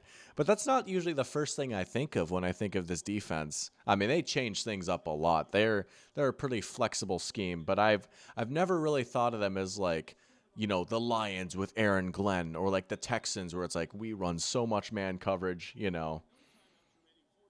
Okay, they put 16 back on the clock. That makes sense. You're going to try at least one shot at the end zone here. I would love to hear your idea, Sebastian. Yeah, you're just going to chuck it out. You can maybe try that one more time here. You just got to be careful. He does run like Josh Allen.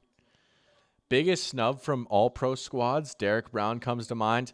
That's a good shout. I will say, probably one of the toughest positions. Maybe that's what we'll do at halftime is we'll run through the all pro team. And I'll also show my all pro team because I don't know. I'm self-centered a little bit, but that's actually a good idea, though. We'll get some all-pro talk at halftime, maybe.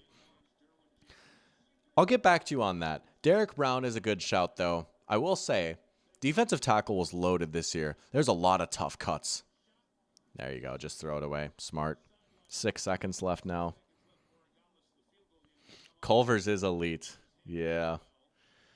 Sports Gambler asking my cookout tray. Oh, man, I haven't had cookout in a minute, dude. I like their quesadillas. Those are good. I like the chicken there. That's good. My cookout take, Their milkshakes, little overrated. They don't do it for me. They're a little too soupy for me. I like them a little thicker, a little more ice creamy, you know? Maybe I've just caught them on bad days before, but I've given their milkshakes a try a few times. I always hear so many great things about them. Personally, not for me. I prefer a thicker dairy dessert, if you know what I'm saying. T. Henny. Oh, I'm sure chat will meet T. Henny at some point, Caden. Don't you worry. Oh, he's such a beast, dude. He's so sick, and he looks so sick. I've never had a Five Guys milkshake, actually. I might have to try that. And I've not heard of the Burger Dog either.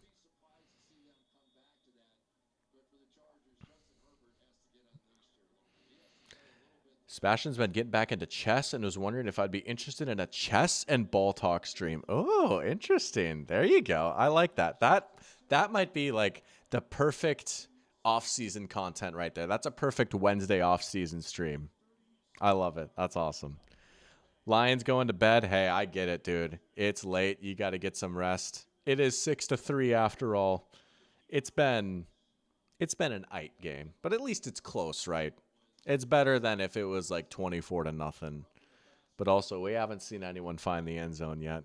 But maybe I might say that at least for content's sake, it's almost kind of nice. It's given me a chance to talk with you guys a little bit more, and the game just kind of goes on in the backdrop. You know, it's like Northern Lion. When you watch Northern Lion, you're not really watching for the game he's playing. You just want to hear him talk, you know, and the game is just backdrop. I haven't played. Dude, I know, man. I got to update my Mario Kart, and I guess I still got to get Retro Rewind, too. Next Mario Kart and Ball Talk stream, people playing? That would be crazy. That would be crazy. Lion will see me next week, maybe. Hey, let's go. Appreciate you tuning in, as always. And I'm kind of with you, Brent. Canes, very inconsistent quality-wise. I've come around on Zaxby's a little bit. Dude, the Hawks-Rams game, I would have been doing stuff with Matthew Stafford. That sounded crazy. I was trying to, like, keep it PG, and somehow I think that was worse than, like, anything else I could have said. All right, we're going to see this kickoff here, and then we'll pull up some all-pro stuff. Again, you know, it's been a while since I've done a game stream, so, like, I had to recalibrate a lot of stuff on my end as far as, like, everything in OBS goes. Not that you guys would care about that, but well, maybe you do. Who knows? But we'll pull up the All-Pros here. And then I will also pull up my personal All-Pro team. And Parker, if you're watching, don't worry.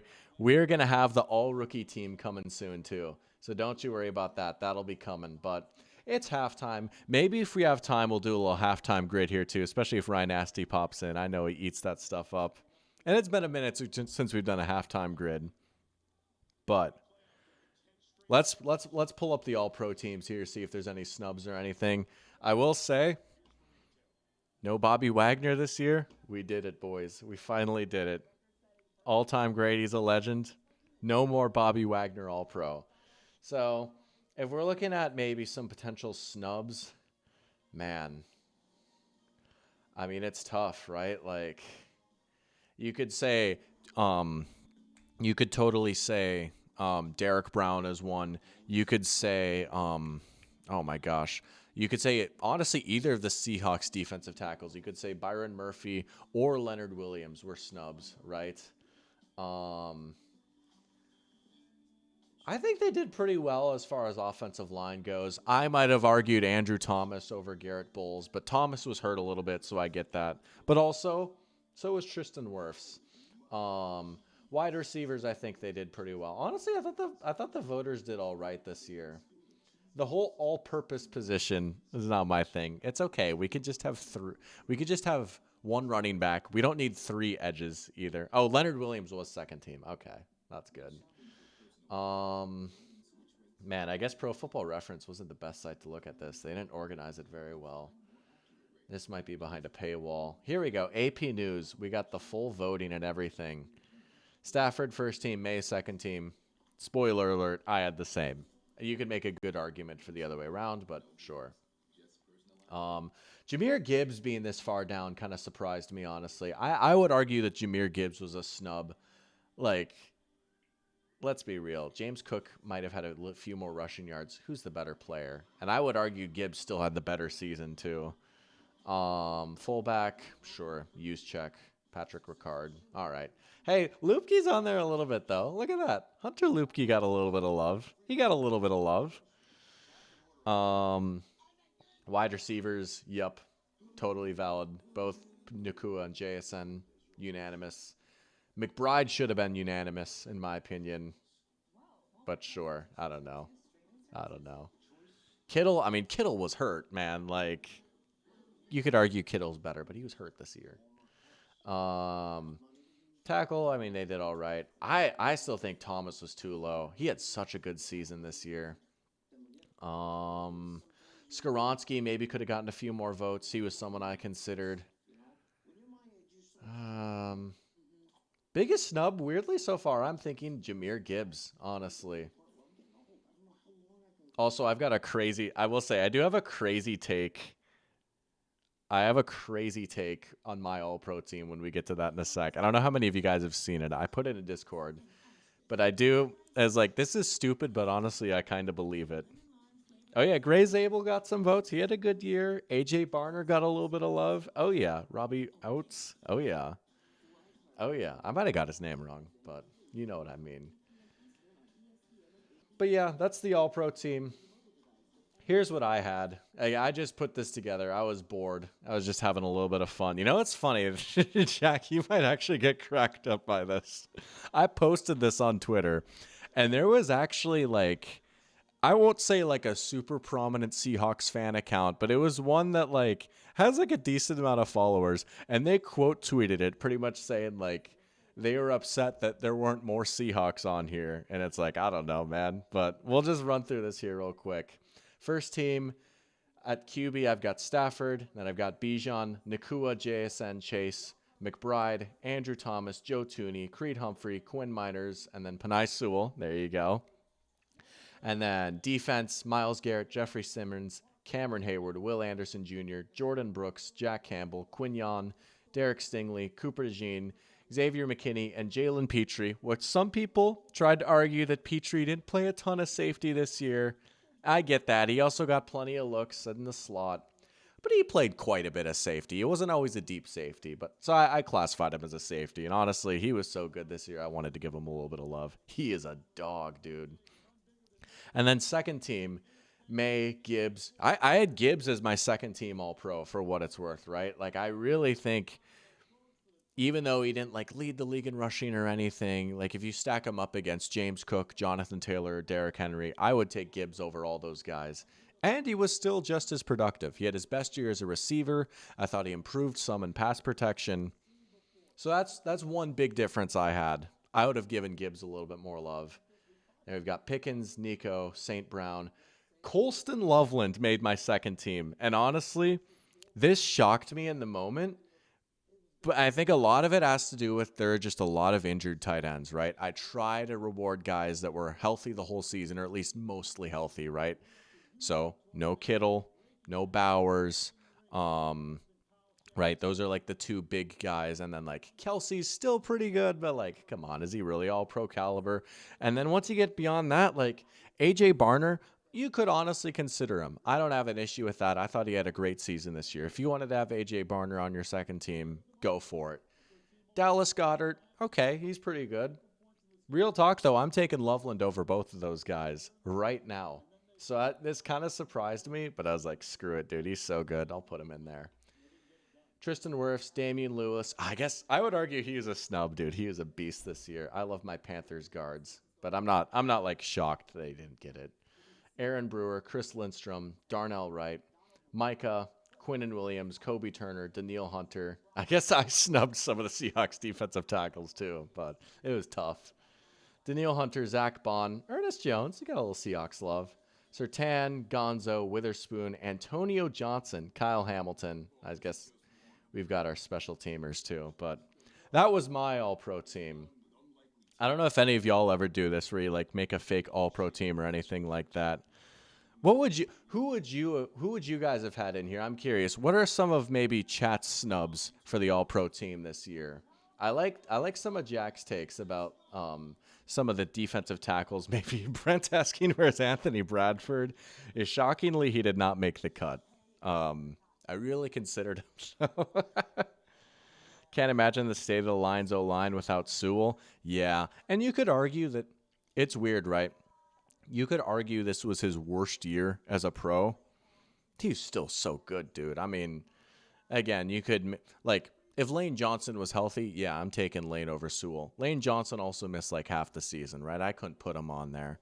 You could maybe even talk me into putting Darnell Wright over Sewell, but Sewell is just so good in the run game, even if he's not like the best ever in pass protection and he's merely good. He's such a weapon in the run game. I still had to give him the first team nod. But yeah, that is probably where Anthony Bradford is. Yo, I was just about to say, Jack, look who's on the screen right now. That's crazy. All right, you know what? Screw it. We're going to do it. We have a little bit of time. Let's bring it back. It's been too long. It might be a bit of a quicker one, but we're going to do a halftime grid. It has been too long since we've done one. We'll do that. Then we'll get back to the game here. Yeah, he probably is. Here we go. It's an all-teamer. It's all the matchups of today. This is how it's supposed to be, man. Beautiful grid. We've got 49ers Eagles, 49ers Bills, 49ers Patriots, Jaguars Eagles, Jaguars Bills, Jaguars Patriots, Chargers Eagles, Chargers Bills, Chargers Patriots. Here we go. Off the top, we're going to get Steve Gregory for Chargers Patriots. I'm a bit of a Steve Gregory merchant, but we'll take it. Fun fact, he was the guy that returned the butt fumble for a score in that game. And he also played for the Chargers. There we go. Steve Gregory to start. All right. Chargers, Bills. I mean, you could get Tyrod Taylor. That's probably the obvious one. You could get Joshua Palmer. As you should. Chess and ball talk is honestly a solid idea. As you should. Let's see. Who else could we get here? We could do a little bit better than that as far as Chargers, Bills go. Maybe we'll come back to that one. We want to be a little quick because I do have to fill this up, I will say. Excuse me. First one that comes to mind for Eagles, Jaguars is Tank Bigsby, but that's probably too easy. I don't know. Anyone in chat have any good ones? Dan Connolly. No way. I didn't know he played for the Jaguars. Dan Connolly. Get out of town, dude. That's legendary. Let's go. That is an unbelievable poll. Marcel Darius for Bills Jags is a great one. I might steal that, honestly. I low-key forgot he existed. He had a good career, too. Nice. Nice. All right. Off to a good start here.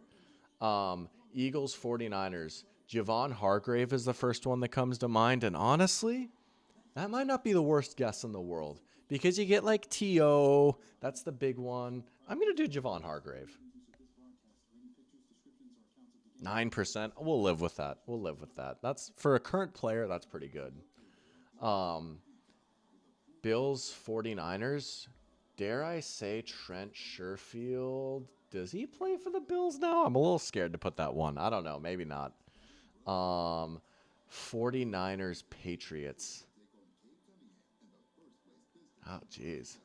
Dude, you can tell it's been a while since I've done a grid. Ryan Matthews. Yeah. Or Jalen Rager. Yeah. You know, we'll do Ryan Matthews. We'll show some love for the older player. 10% Ryan Matthews. Jonathan Cyprian. Oh, my goodness. Yeah.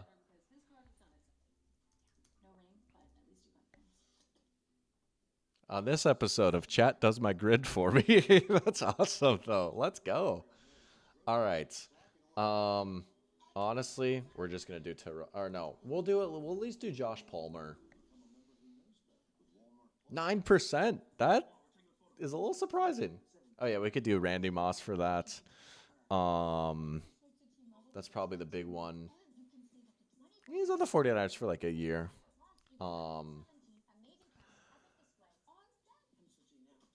Yo, Brandon Lloyd. Brandon Lloyd. Nice. 3% Brandon Lloyd. Devin Hester. Oh, that would have been a good one for a few teams. I don't think. Actually, I don't even know, but I think you just might be trolling. We have just one left here. Bills 49ers. Bills 49ers. We can get a decent one for this one. And then I do got to refill this because I know I'm going to. Yeah, there it is. That's the one.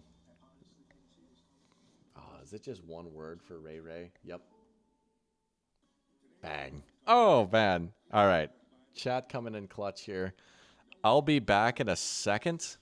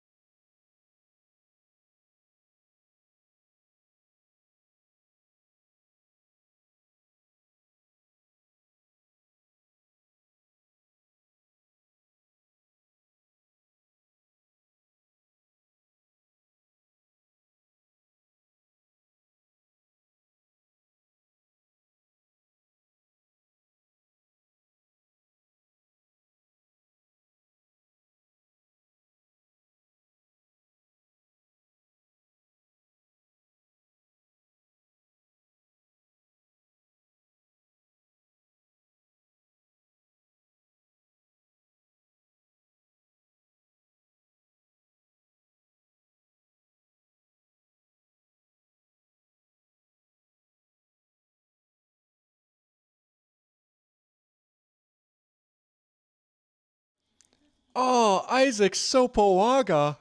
Oh, that would have been sick. Oh, I can't believe Isaac Sopoaga escaped me. Yeah, Caden getting a little woe going. Wait, did the thing complete? Okay, I don't even know. But yeah, shout out. That was another little thing that Rhett made, man. Shout out Rhett. There's a few tweaks that I still got to make to get like the actual countdown working and stuff.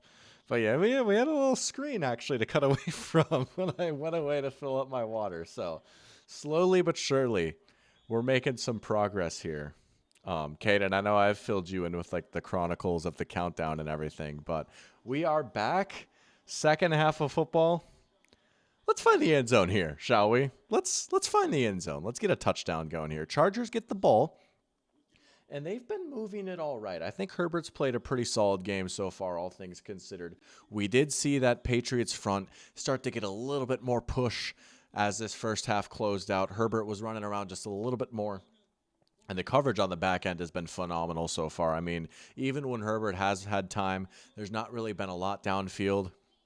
We're seeing this secondary slowly but surely start to, trickle up and like play up to its talent a little bit. Oh, he's seen them all right. In fact, I would say he was probably the first person to see them. He got a special little screening. I showed him. Oh yeah, he's seen them. I will say the one bummer with the intro. Apparently, it is copyright claimed, which is a shame because when it was made, it was tested. It was uploaded to YouTube privately and tested to see if there would be like any copyright issues.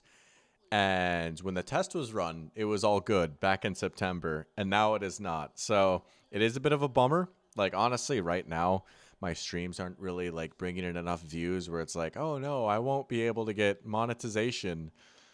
Or like, oh no, my stream got demonetized. Like, honestly, that's fine. Like, I don't really care. Like, I'm not really doing streams right now to like get ad revenue, right? It'd be cool, but like that's a problem for like later. I mean, hey, I would say it's privilege more so the fact that like he does a lot of work on here, you know? Like also I have known him since I was like 12. So there is a little bit of that too. Here we go, man. 3rd and 7. I mean, hey, I'll take it, right? I'll take what I can get, but I never expect it. Oh, off platform. Oh, broken up at the last second. Dude, that was almost an unbelievable throw and catch. Oh, my Lord. Herbert off platform, finally getting a chance to take a shot downfield. That's just a great play to break it up there. Oh, baby. We almost got some juice in this game. Finally, a deep shot to Conk. That's what we were waiting for, man.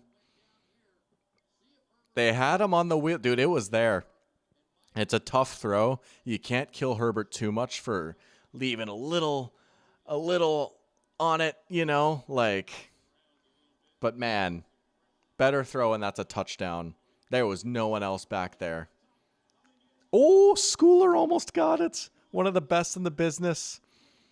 Awesome special teamer, Brendan Schooler. They do the classic little where they like, it's almost like what the Dolphins would do with Tyreek Hill, where they'd like motion him at the start. Dude, he almost got that one. Look at this. This is so sick, dude. They've been doing this for a minute with him now. And they'll get you every once in a while on this. Boom. Oh. Oh, man.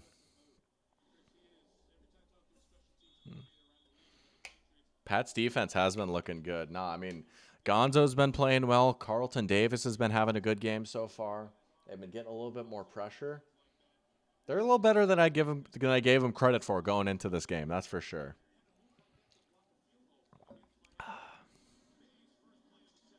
Oh, Stevenson. He's been a big part of this offense. He's got to be leading them in touches, right? He's their leading receiver.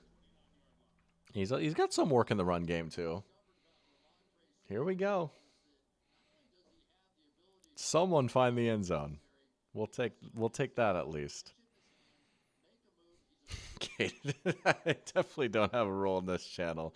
Nah, bro. And I know you're probably like Joshin, but like you can't sell yourself short, man. Like you most certainly do have a role in this channel.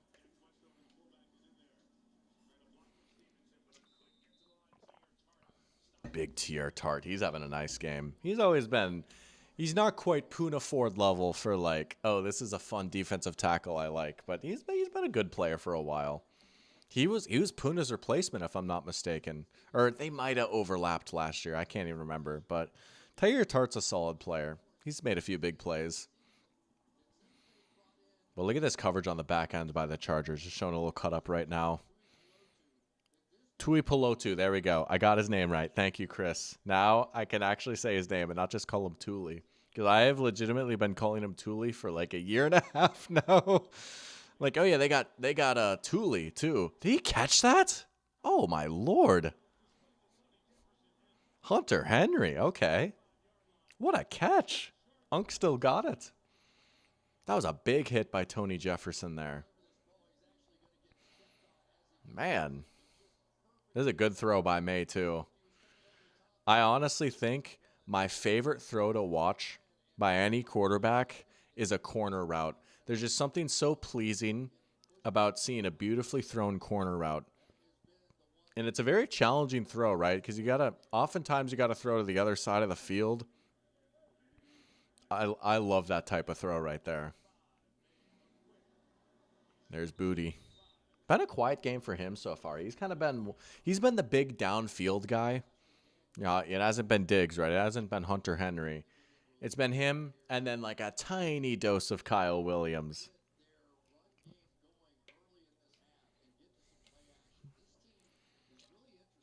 Oh, Sebastian, dude, I promise you it's all good. Like, you don't got to worry about that, man. It's all right. I never refuse donations, but like, I promise you, man, it's all good. Whew. Stuffed right there. Me, potential man, almost made a sick throw, never made a sick throw. No, like, good little JK there. I mean, there's at least some slight truth to that, but also I'd say 8 times out of 10, it is a sick throw and not almost a sick throw. Interesting. No, that's valid, dude. I mean, you don't need to be risky with your credit card for the sake of like me, you know? Like.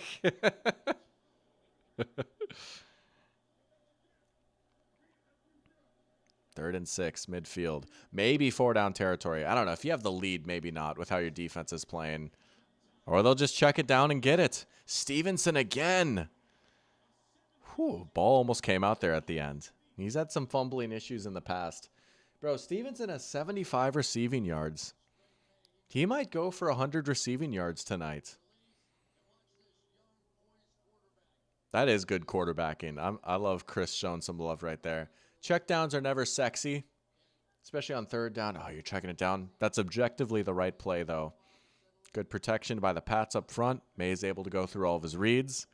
First down and then some. There you go. Completion percentage creeping up a little bit more. Things are starting to look a little better for this Pats offense. Oh, overshot Henry there. CB's calling it a night. He's going to go play some Expedition 33. Good night to you, man. Appreciate you watching as always. Expedition 33. I can't say I've heard of that game before. But I'm not as tapped in with the game scene. As someone who plays a lot of video games, I definitely have like a very basic taste.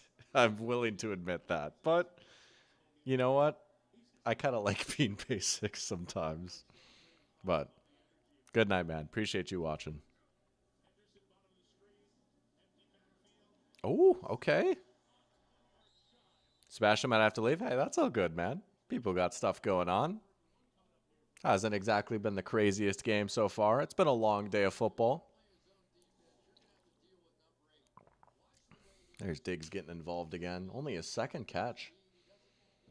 The Patriots have dropped back a decent amount, but it's been a lot of, incompletions. Just a weird game on offense, but I know 2K very niche. Yeah. Well, there you go. I mean, I don't know what I'm talking about. Okay.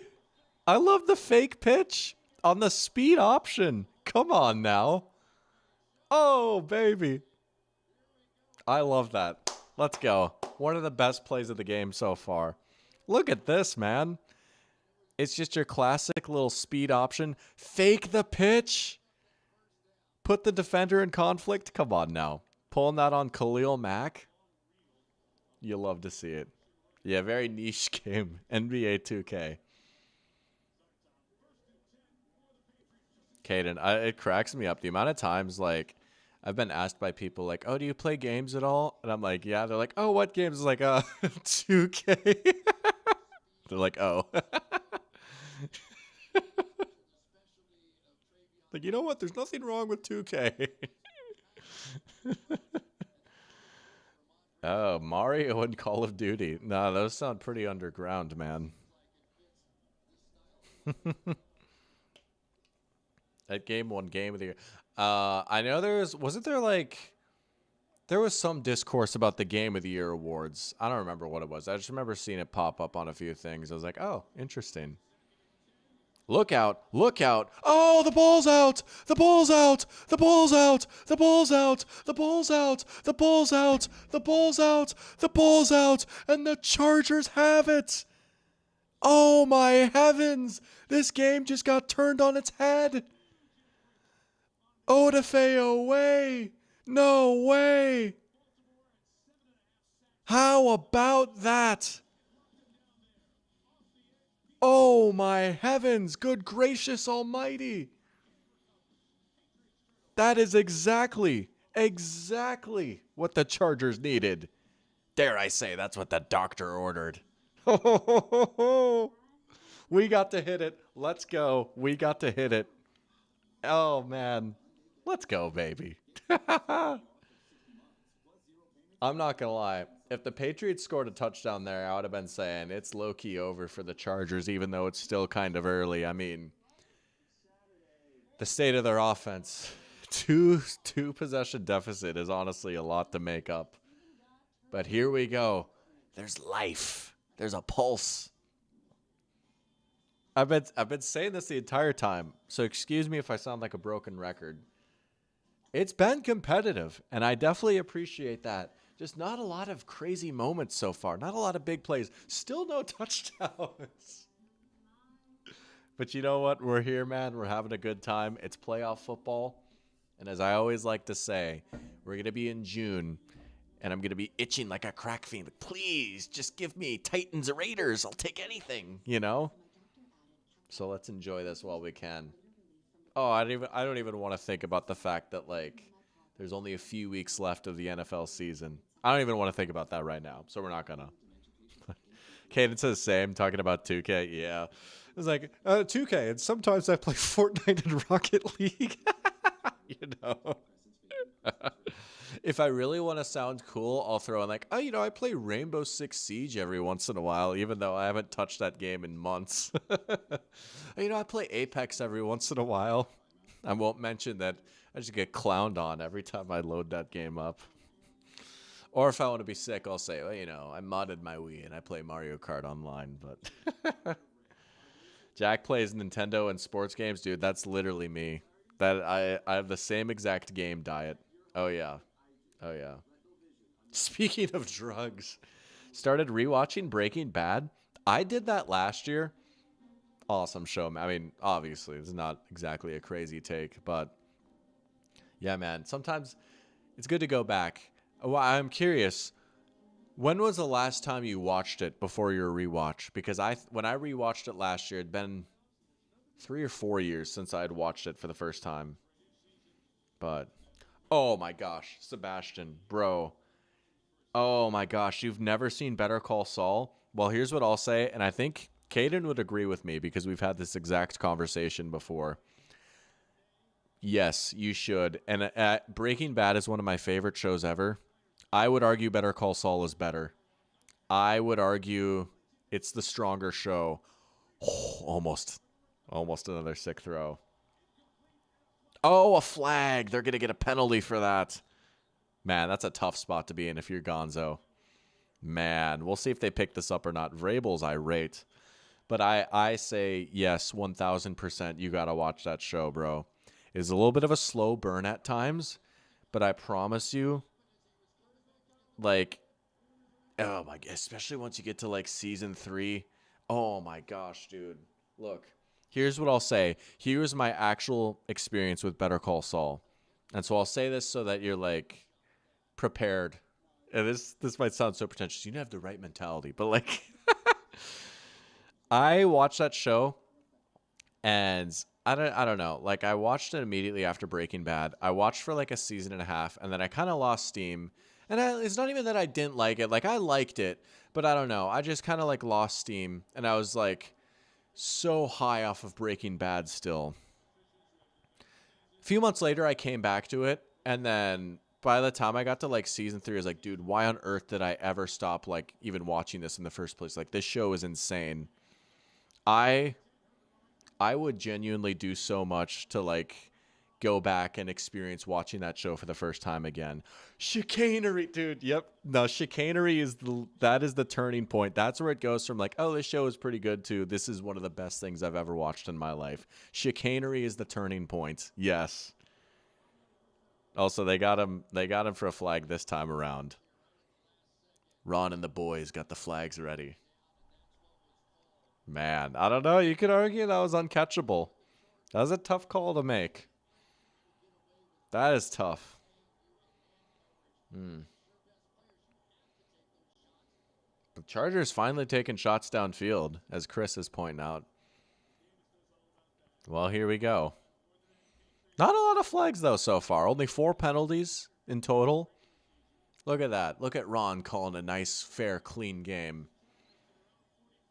Any Patriots fans probably not agreeing with that take right now, but we'll see if the Chargers can actually do something with this, though.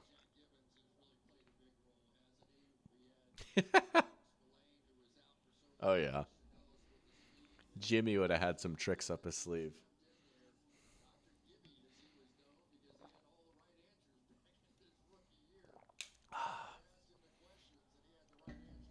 Oh, I forgot Trevor Penning was on the Chargers. I'm just looking right now at the ESPN play-by-play. Trevor Penning was eligible for that play. I high-key forgot he was on the Chargers. After all that, they're still not in Patriots territory yet. There's Vidal. All right, now they are. Here you go, though. Another third down, another passing situation here. I would like to see Ladd get the ball here, maybe. I don't know. For me, personally, not going to act like I'm the end-all, be-all authority. I would like to see Ladd get something short and maybe let him do a little something after the catch. if you got him on a little return or something, that might be nice. They got him out wide at the bottom of your screen right here. I'd be looking lad all the way here on this third down. Gotta have it. Go to your best receiver. Give him a look. Herbert had to go off his first read. Oh, another almost sick throw. He had Vidal streaking down the sideline there, but, I mean, that was a busted play. Just try to make something happen. And again, more good coverage on the back end by the Patriots. Jack asking, what do I think of the new NBC score bug? I like it. I think for me, my favorite will always be the one that they had. I don't remember the exact years, but they had the last year they had it was 2021. You probably know which one I'm talking about, right? That one is probably my favorite. I think I like this one more than their previous one. I like the colors. You know, the previous one that they had grew on me a little bit, and we might even pull up these score bugs here so we can get a good, honest conversation going about them. But I like it. I think it's pretty good. I've always liked NBC's coverage of the NFL. I think like their crew is pretty good. I think even like their halftime crew and their pregame show is good.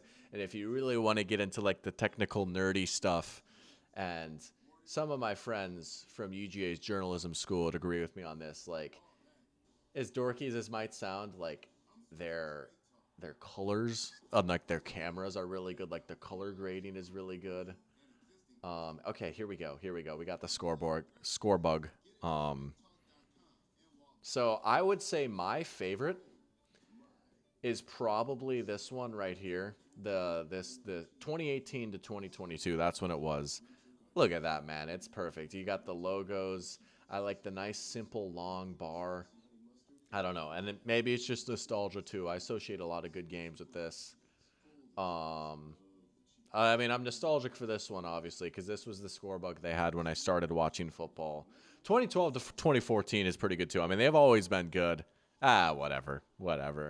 Come get me, Roger. This one grew on me a little bit, but I think this is a slight upgrade. I like that the colors are a little bit more prominent. I like the roundedness of it, too. I guess you can't... Okay, there we go. Now you can see it a little bit better. I like the roundedness. I think that's a little more pleasing on the eye. I love having the logos in there, too. That's one thing they've always made sure to have. That's been nice. But a little score bug talk. I love it.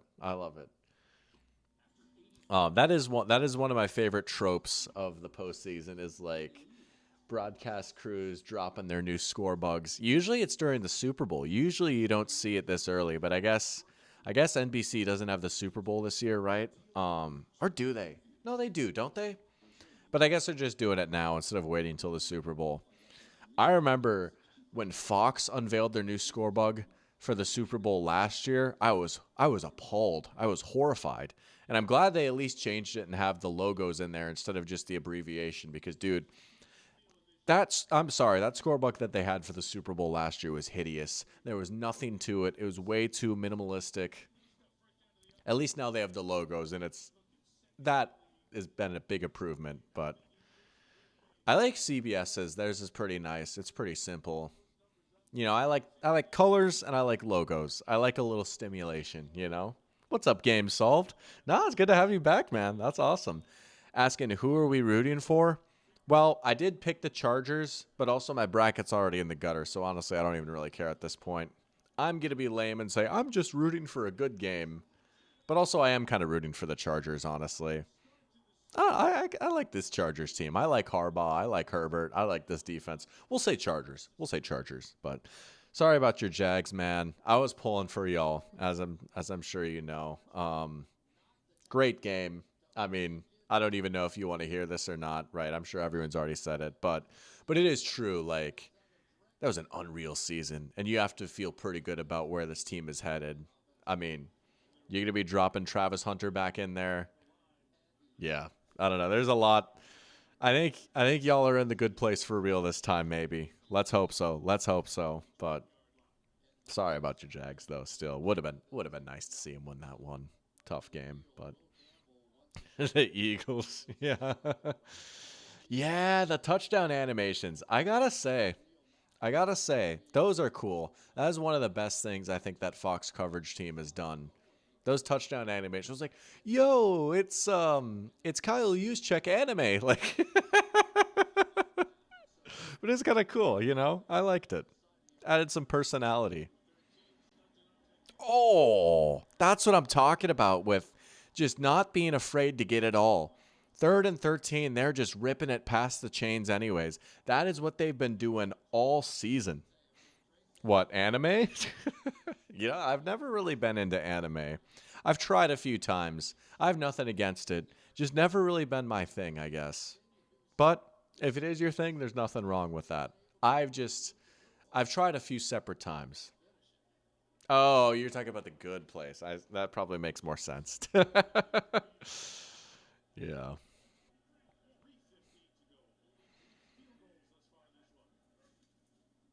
Bro, we were almost in the 4th quarter. Also, there's a bug on my laptop. Or laptop keyboard. Oh, it's caught!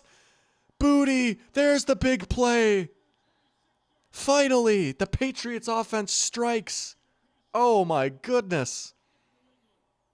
There's another deep shot. Drake May. You got to give him credit. Honestly, a so-so first half for him by his standards. He's turned it on here in the second half. This is what we were seeing all season. Just giving his guy a chance. Kayshon Boutte, downfield guy. There you go. Man, if you're the Chargers, I mean, can you really count on forcing another turnover here? At this point, you got to buckle down and hold them to 3. Again, honestly, as much as I'd hate to call it this early, if the Pats score here, man, do we really think the Chargers are going to make up a 2-possession deficit? I don't know. Brent's saying this game has been the worst so far in the playoffs. It has. And that's saying something. Because it's a 3-point game and we're almost to the 4th quarter. But it has by far been the worst game so far. We'll see about tomorrow's game. I wouldn't rule out some devil magic. I also wouldn't rule out Aaron Rodgers having to eat out of a straw for the next few months after. Oh, he missed him. He had Hooper. Oh man, this place was ready to come alive. Hoo hoo hoo. Miguel's a Broncos fan, and he's saying he would kind of want round 3 versus the Chargers, round 2 with Herbert. I respect that. That would be a fun matchup. I mean, if Chargers win, that's what it would be, right? They're going to Denver no matter what. Hoo, hoo, hoo. Oh, man. Hey, that just means Mr. Backwards Hat is winning MVP, right? Oh, my gosh. Oh, bobbled, dropped. Oh, my Lord, they might have actually held him to 3. Jack, there's your boy. Look who was in coverage. Benjamin St. Juste. But that's exactly what the Chargers needed. You have to keep it a 1-score game. If they can keep it a 1-score game, they can hang around and just pray for a big play or something. It's not ideal, but it's possible. If they keep it a 1-score game, they could absolutely still steal this one. Not like some crazy revelation, but whoo. That was kind of close to being blocked. It's 9-3. The score is 9-3. Cool. Pear Champ saying Herbert is going to beat Andy Dalton, Sean Salisbury, and Jeff Kemp 0-4 playoff record at this rate with his career outlook, dude. It's not been good for Herbert FC come playoff time. Yeah. At least this time, I think it's pretty clear for anyone who's actually watching and not just trying to win arguments online. We can all agree that the whole not his fault thing is pretty valid for this game, right? I will say last year against the Texans, it was not all on him, but Herbert did himself no favors, man. Herbert did have his worst game of the season last year in the playoffs.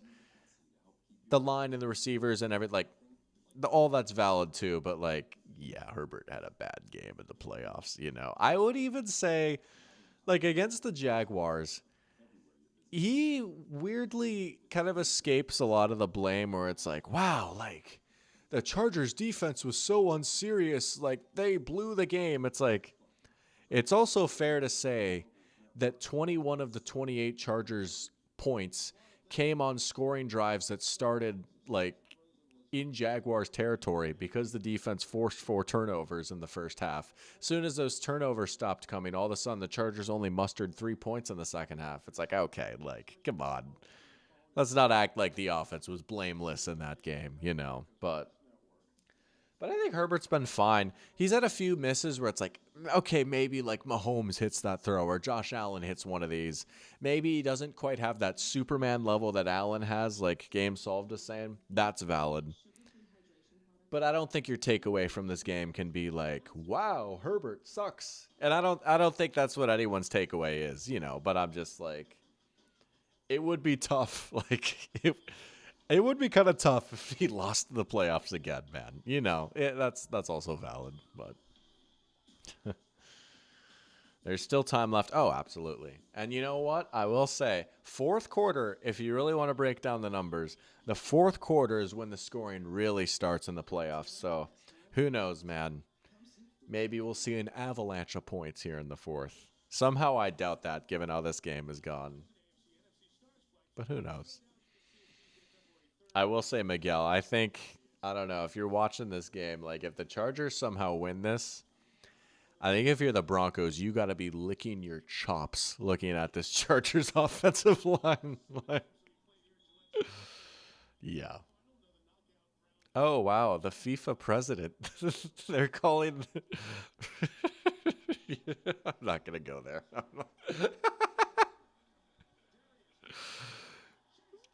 FIFA president Robert Kraft. They're calling that the most moral booth of all time.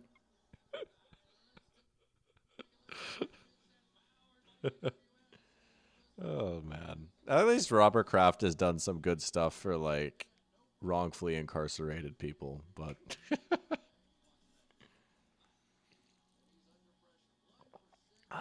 8 or 9 passer rating, man.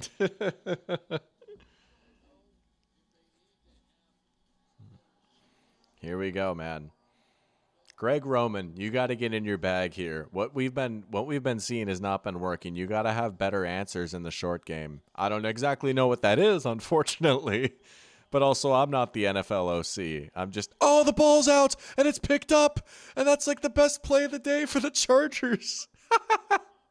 Let's go. Oh my gosh. Why is that one of their best plays so far? Just do that every play. Start calling that, Greg.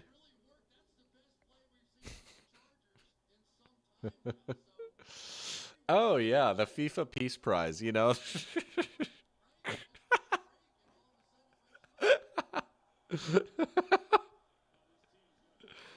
Oh, man.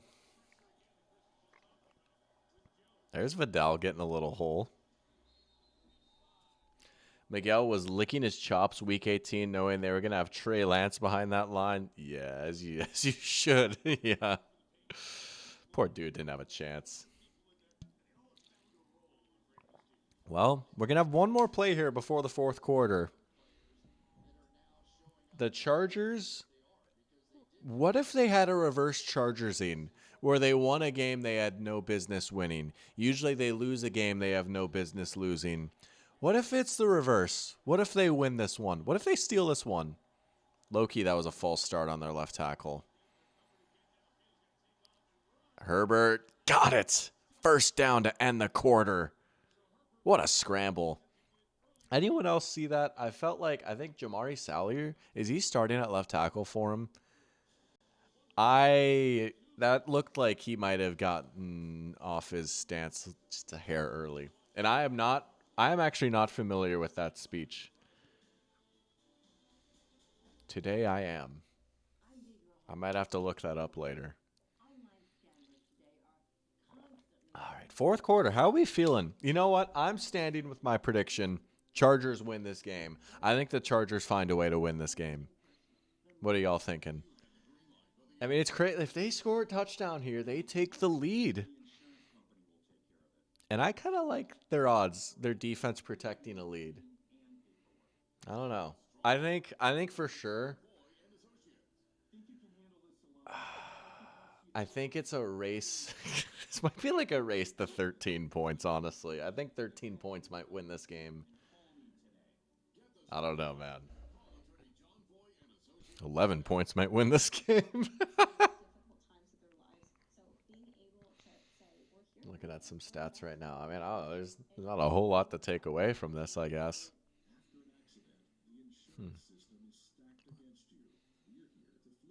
Tomorrow's game should be fun, though. I am excited for it. I will say it would be kind of cool if the Steelers did win. I say that as someone who has Houston going deep, and like it would be cool if the Texans won too. Like first time Super Bowl would be nice, and they're a really likable team. But there is something that pulls at my nostalgic heartstrings of seeing the Steelers go on a little run, right? Wouldn't that be kind of nice? Tomlin getting one last dance. Rodgers. I guess Darius Slay's not there anymore, but Jalen Ramsey, Cam Hayward, a lot of the old guard. Jack says the Steelers are gonna win. I could see it. I could see it. That could be the one like game where it's like, wow, like there's been some good chaos in the playoffs so far, but it's been for the most part pretty chalky, right? Like I might argue that like the Niners and Bears winning are upsets, but like not really. I mean, they're like those were like closely matched teams, right? I feel like most people expected those games to be close. Panthers almost got a little stunner. But if there was one crazy result, like yeah, I could see Pittsburgh pulling it out maybe.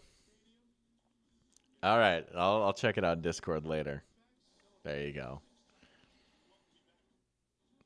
I've been watching the game on Peacock today, hoping that it would be a little bit faster than YouTube TV, and it might be. It's also skipping a lot, and it's nothing major. And I don't know, like Boo Hoo by football doesn't get streamed fast enough to me. But also, like, come on, what are we doing? It's just like a little split second pause. A few yards for Herbert there. Another designed run for him. Been a couple for Herbert, and we saw that 6-speed option for May too. Yeah, it is Salyer. Yeah, he absolutely false started. I clocked that. Let's go. They're showing the replay right now. He absolutely false started there. Interesting. Ron and his crew missed one. We don't need to. Nope.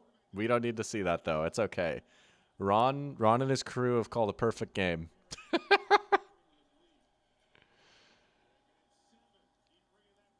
Oh, what a play. Christian Gonzalez is having a game. Oh, no. Getting up slow. Oh, that sucks, dude. He's having such a good game. He's been awesome this year, too. Man. Yeah, dude, they've got him on Q. I mean, Q has been pretty good this year, but this is such a mismatch. He doesn't have a chance. Oh, he could have picked that. Whew, baby. Here we go. Third down again.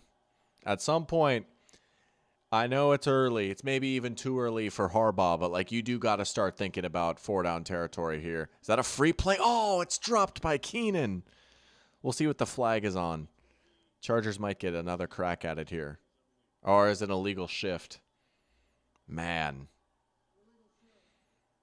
Also, I think it's so funny how I've made such a big deal about like Ron Torbert and his crew taking forever. This has easily been the quickest he's ever made calls ever. Brent saying, did you know the Georgia Swarm NLL team was originally from Minnesota? I actually didn't know that. That's sick. I do know of the Georgia Swarm. I guess this is me just like not knowing my other sports very well, but I guess it makes sense just like any other sport. I'm surprised to learn that like a lacrosse team would relocate like that. But I guess it makes sense just like any other sport. Oh, that was almost a great punt. Just a tough bounce. Oh, man, I don't know. We're getting to the point where Patriots field goal might end this game, man. Here you go, Jesse Minter. Earn your head coaching job. Patriots about to have a maximum of 17 points scored in their last 4 playoff games. One of them was a Super Bowl. I suppose, right? You've got this game. Then prior to that was when they got just absolutely clowned on by the Bills in 2021, right?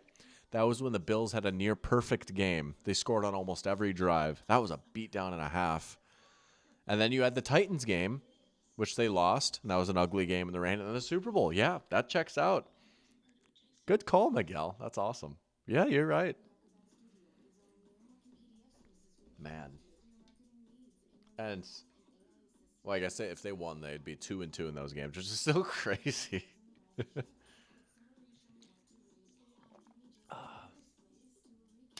Man, I'm not going to lie. I remember watching that Patriots-Bills game in 2021 and thinking, what if this is Buffalo's year? And then they lost the greatest game ever the following week. They might have went all the way that year if they had beaten the Chiefs. I think the best Bills team so far in their run was probably it was probably 2021, but I will say if Von Miller stayed healthy in 2022, that might have been their best team because he was balling out before he got injured, and that defense was just never the same. And Allen got hurt a little bit that year too, and you could tell it took a toll on him. They went out sad in the playoffs against the Bengals that year, but injuries really did a number on them. When they were healthy, that was probably the best Bills team, but 2021 was probably their best shot. Yeah. Parachamp saying, is it too early to say I was right that this would be a Chargers stinker? No. I mean, dude, they could win this game and it was still a stinker. You know what I'm saying? That's completely valid. Man, you want to talk about teams laying an egg in the playoffs recently? I mean, what if we went back through the last 4 playoff games for the Chargers? I mean, good Lord, we're looking at this game. The game before was them just getting absolutely shellacked by the Texans. The game before that was them blowing a 28-0 lead against the Jaguars. Or 27-0, sorry. 27-0. And then the game before that would have been them getting shellacked by the Patriots. That was like when Sony Michel went crazy on him and had 3 touchdowns. Right? Yeah. Those are the last 4 playoff games. Play action for May. Check it down. Pop Douglas. Oh, the ball's out. He's down. I could say it at least once. That might be what it takes at this point if you're the Chargers. You got to start punching at that ball. You got to sell out for interceptions. Yeah, he's down. If it's like even remotely close to a passing down, you might have to take some risks and like just shoot upfield and try and get after the quarterback and not worry so much about, well, I don't know. Maybe that's not how they coach it, but hey, you at least consider it, right? You got to start taking a lot more risks on defense here. And that is not how you do it. Time for May. He finds a hole in the zone. First down. You acted up for a sec. Okay. Man.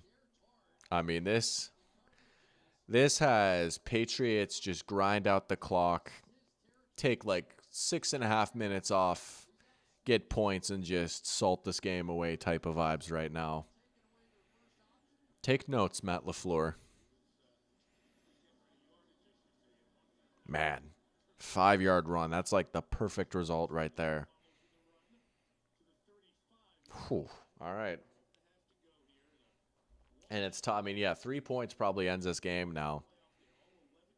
It's not even like, oh, we can keep him out of the end zone or hold him to it. Like, you got to force a punt or a turnover.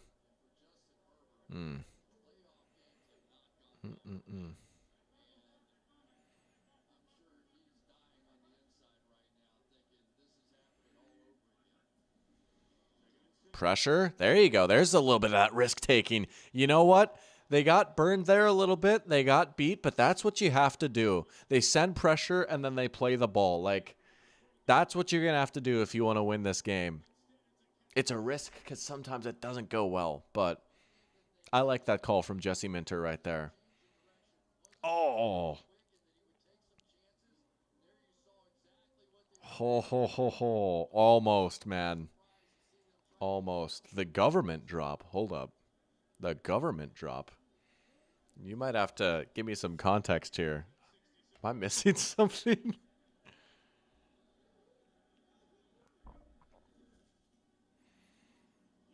Oh! Oh, he escaped! Oh, that is an unreal play by May. To turn what could have been a massive, monumental sack into 2nd and 1. Oh, my lord. There's that pressure avoidance that I love nerding out about right there, right? This is a high-level play. It only goes down as a 9-yard run in the box score. This is one of the biggest plays of the game right here. This might have just won the Patriots the game. If, like, the Chargers getting a sack there, oh, my lord. And instead it, well, 2nd and 2, but still. That is one of the biggest plays of the game. Special stuff from May right there. He's up at 69 rushing yards now. Oh, timeout Pats. Timeout Patriots. All right. Well, we'll see if it matters or not. But, man, especially in the playoffs, you hate burning those timeouts earlier than you have to.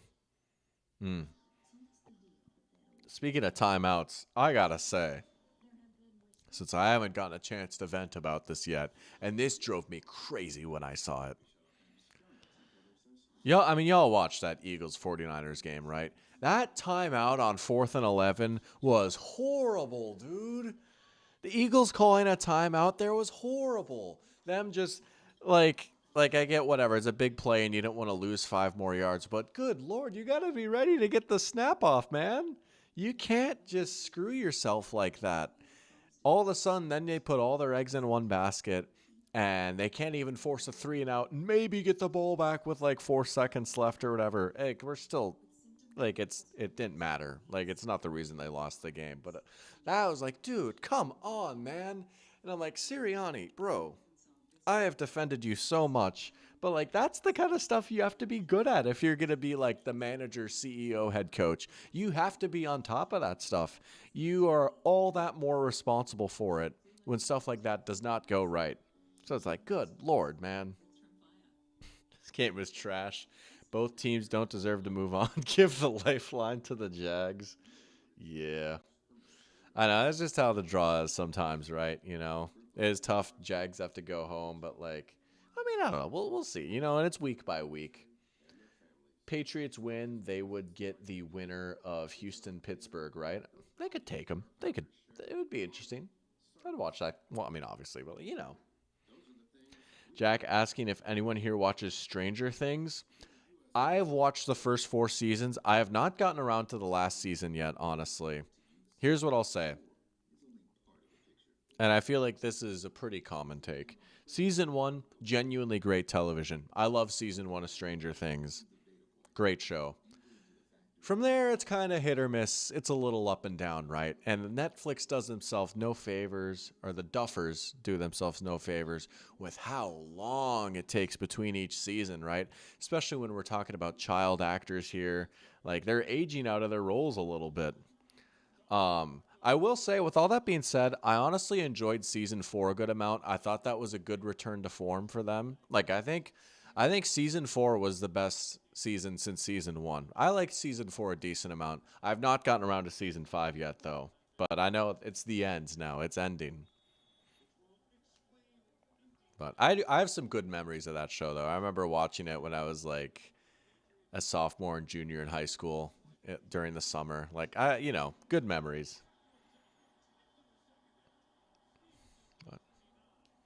Yeah, I did, dude. That was so cool, bro. I saw that. I was like, let's go. That's sick. Yeah. Miguel saying someone has to be fired for the Eagles losing to the 49ers C team defensively anyways. I mean, I think people will get fired. If I had to guess, Patullo's going to be fired for sure. And Sirianni will get dinged for that because Patullo was his guy, right?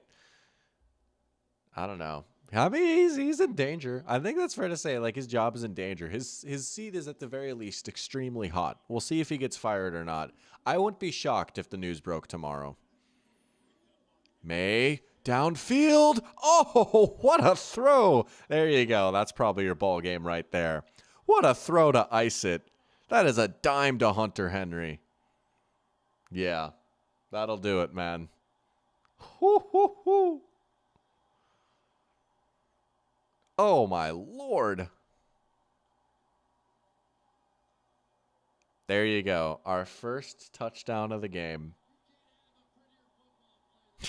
Wild card game ruined by Chargers inclusion. Yeah. Man, that's so funny. The one game I choose to stream this week is like pretty definitively the worst game. Oh well. We still had fun though, right? Man. Yeah, man. I mean, if the Chargers punt here, or like if they don't score a touchdown here, good night, you know. But what did the Pats just do? I know you couldn't actually go in the end zone. I know it's a new wrinkle. I think they were flirting with doing it in the first half, and they're like, you know what? We're actually going to go for it. That's a great blitz pickup by Travion Henderson on that play, too.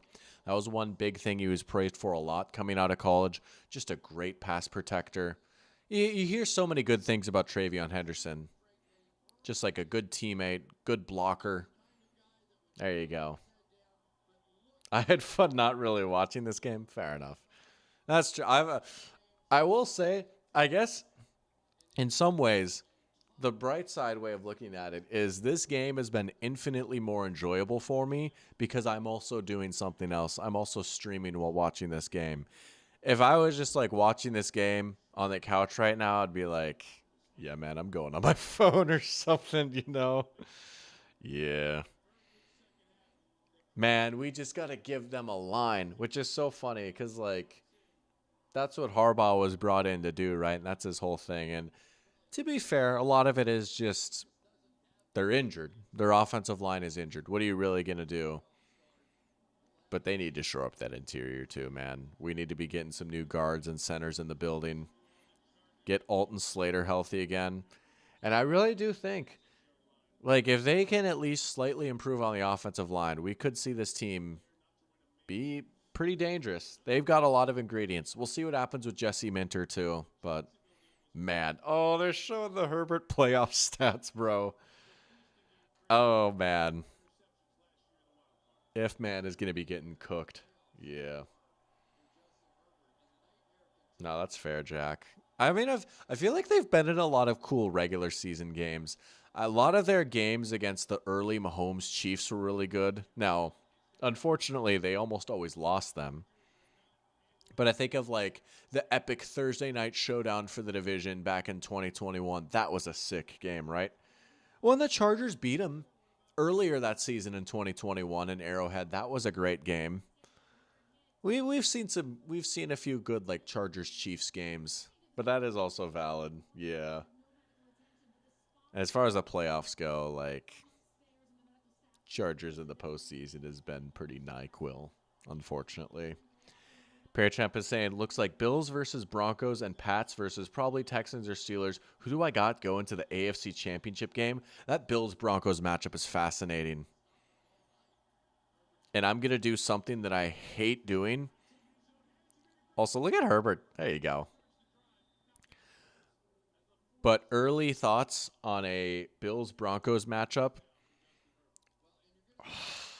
I want to lean Denver because truly, top to bottom, in almost every aspect, the Denver Broncos are a better football team. I think they have a better roster. I think they have a better coaching staff. They've got home field advantage. Mile High is a really tough place to play. However, and I hate doing this, but there is some validity to it, the Bills have Josh Allen. And I hate to, like, pick on this guy, but if we're going to be honest, the gap between Josh Allen and Bo Nix is quite a bit. And that at least counts for a little something come playoff time. Not saying it's the end-all, be-all. I still might pick the Broncos. But here's what I'll say. The fact that I am like, man, I don't know, this feels like a toss-up, that speaks volumes about how good Josh Allen is and how he can just go God mode in the playoffs. No, I mean, we saw the Jaguars go into Mile High and put up points on them. That's fair. That's totally fair. Oh, Herbert wanted to take a shot there over the head. That's fair. But also, I could see Denver just going out there and just running the snot out of the football and controlling the clock. And, Allen, exactly, like you're saying, Pear Champ, Allen's banged up. This Broncos pass rush is just so good, man. They could hit Allen and beat him up a little bit. I could see them turning it into an ugly game, and I trust Denver to win that type of game a little bit more. But the fact that I'm even thinking about it, Look out. Yeah. Oh, the ball's out. The game is over. Yeah, that's it, man. Herbert's down, dude. Herbert's shaken up. I mean, his night is probably done at this point, right? You don't want to, unless they get a pick six or something, you gotta, I hate being so defeatist, but if you're the Chargers, you probably pull them out at this point, right? I will say, dude, it was so funny. First half, I was like, wow, he hasn't been sacked yet. This is more of what we could have maybe expected. Yeah. I was, in fact, wrong to pick the Chargers for this game. I thought they could at least, pull off some baloney upset and, keep up the roost for 1 week. I mean, they would have gotten clapped by the Broncos, but this has been foul. Yeah. This is not an NFL offensive line.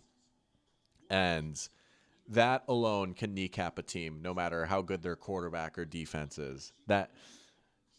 Yeah. This line really was a ticking time bomb, man. Yeah. It is kind of crazy they got in the playoffs with this offensive line. Legitimately. 11-6. This team won 11 games. Honestly, Jack, I would love to see a Chargers-Panthers matchup. I don't know. I don't know. Yeah. I don't know.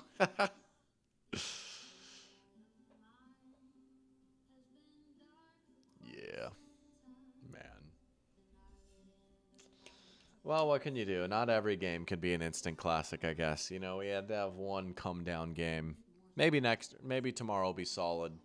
I will say, my biggest playoff take, well, not my playoff entertainment take. I think my favorite weekend of the playoffs is the divisional round because it's the last week where you have games on both Saturday and Sunday, right? So you have your football stretched out a little bit more. You have the one seeds joining the fray, right? So you've got the big boys coming in. There's a drama. Oh, well, they go one and done. Here we go, right? You've filtered out some of the other teams, right? We've filtered out the Chargers now. I love them and they have heart, but we've filtered out the Panthers, right? We've filtered out the Eagles. Let's see if the Bears can keep this up again, right? Bears are going to be playing is it going to be Bears-Niners rematch, right? Okay, that game on Sunday night was fun. Let's go. Round 2. That's awesome. It's going to be Rams-Seahawks round 3, right? I mean, come on. Let's go, right? The Bills, can Josh Allen keep the Superman act up? So I do think we're going to be in for a lot of good playoff the rest of the way. Just with how chaotic and wide open the season has been, you felt like, man, once we go into the playoffs, anything can happen. Even with this game, it's already delivered. It's Bears-Rams. I'm tripping. Niners-Seahawks. Hold on. Yes, the Rams were a higher seed. You're right. Bears-Rams is that might be the best game of the next round. That is a really fascinating matchup, and maybe I'll get into that more. Well, I kind of hit on this last week when I filled out my bracket. I was not super high on Chicago going into the playoffs, full disclosure. I think they're kind of a tough matchup for the Rams defense, honestly, with how good their line is and how good Caleb is at avoiding pressure and how good he and this Bears offense is at hitting big plays downfield. That's a tough matchup for a Rams defense that has a sick front four, but a secondary that can get picked on. I think it's fair to worry, like, man, can the Chicago defense stop the Rams offense? I'm with you, man. I think Bears Rams is going to be awesome. I think that could be like genuinely, I think the final score could be like 40-35 or something. That game is going to be sick, dude. Yeah. Okay, that honestly makes me so happy I wanted to see that matchup. Oh! Oh, the ball's out. I mean, the Patriots barely got it. I mean, there's 6 minutes left, but hopes the Seahawks hold the Niners to no TDs again. It's possible with how that defense is playing. It's possible. Whoo. Patriots dodge a bullet there. Also, I know they gave an update on Herbert's health. I didn't even end up hearing it because I was too busy talking. But yeah, that was their one chance, man. Whoo. 5 sacks for the Chargers D. I mean, they did their part. You hold them to 16 points, you get 5 sacks. They did more than their part in this game. You certainly can't blame the defense for this one. Wait, is Vrabel going to do the classic delay of game to keep the clock running thing? I think he is, because he didn't do it. Did they change that rule maybe? It was Vrabel who did it against the Patriots when he was with the Titans back in 2019, that wild card game. Y'all know what I'm talking about, right? Where if it's before the 5-minute mark and there's a penalty in the fourth quarter, the clock keeps running. And so Vrabel and the Titans took like 2 or 3 straight delay of game penalties because it wasn't under 5 minutes yet. And then they would keep winding the play clock and they'd keep winding the game clock and they'd get a new 40 seconds on the play clock. And they just did that and milked more time. I wonder if they changed that rule because that would have been a perfect spot to do it right there. And we literally have seen him do it before. Pair Champ is saying no Kittle hurts the Niners. He's leaning Seattle, but third round matchups are always tricky. I'm definitely with you. Yeah, I think even with Kittle, I'd probably lean Seattle. But, man, I think they're really going to miss him next week against a defense like that. And I would argue, even over CMC, I'd argue Kittle's their best player on offense. Well, maybe Trent, but he's just as, if not more important than CMC for everything they do in the run game and how good he is as a pass catcher. They've made it work surprisingly well without him. Not just today, but in previous weeks too. But, man, yeah. I mean, we'll see if Pearsall's back. I don't know. We'll see.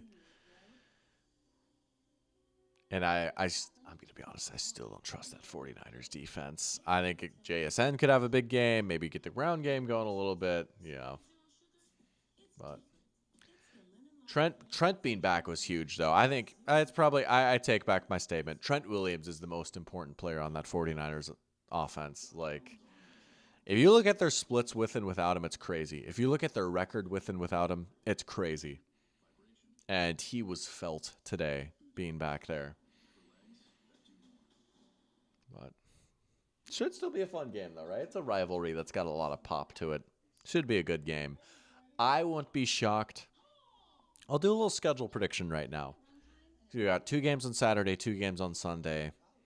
Saturday games are like, 4-8. Sunday games are 3-6.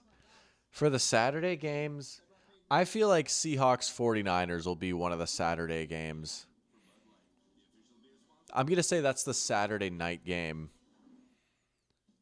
We'll say Bills Broncos is Sunday at 3. Sunday night will be Bears Rams. And then that leaves Patriots versus the winner of Texans. The first Saturday game will definitely be Patriots versus winner of Texans Steelers. I feel pretty good about that. I might have cooked with that prediction, honestly. We'll say Pats versus Texans Steelers first game. Second game, Seahawks Niners. Third game, Sunday, Bills Broncos. Fourth game, nightcap, Bears Rams. Oh, Herbert's back out there. What's up, Michael? Love having you back in here. Appreciate it, man. You have arrived. Hey, here we go, man. We're waving the terrible towels for tomorrow, baby. Let's go. Sending good vibes your Steelers way. Here we go. Pair Champ saying that Juwan Jennings passing touchdown is probably your favorite play in the playoffs this week. Dude, that was electric. Kyle cooked with that play design, getting a little trickery. Jennings has thrown the ball before. That was awesome, man. That had me out of my seat. That was good.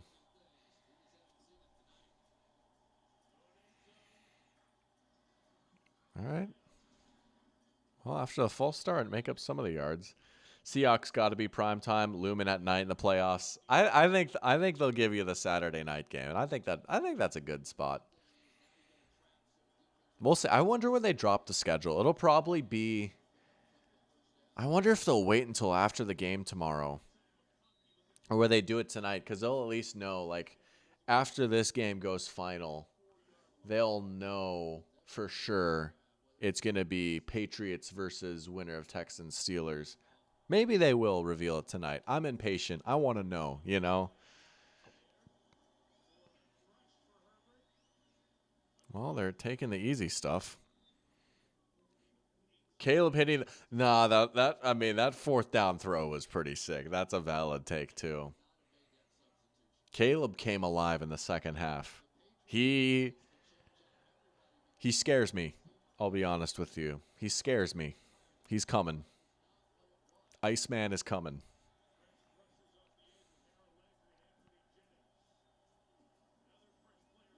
Man, just sailed it there. Had to get it out quick. Well covered.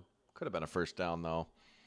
The 10-yard tush push. Yeah, that was another good play. I was like, honestly, for the Jaguars, if he scored there, that's not the worst thing in the world, you know?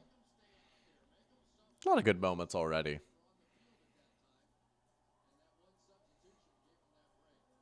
That Colby Parkinson catch was unbelievable. That was an unbelievable play, too.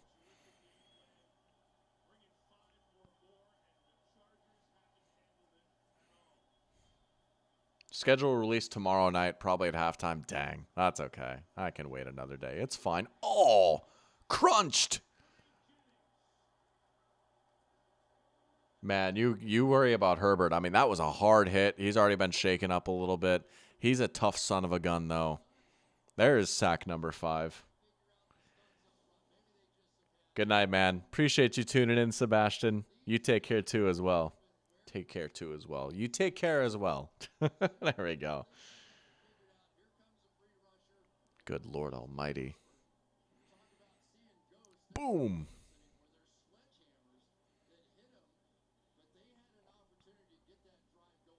I mean, you have to go for it, right? It's 4th and a million, but it's 4th and 9. It's not even that long. It feels like 4th and a million.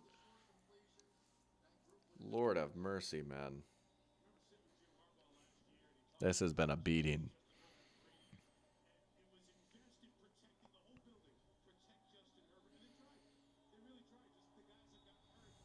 Well, here we go. This is the game for real now. Man, Ladd McConkey is their leading receiver with 26 yards. Insanity. Oh, wait. I suppose. That's valid.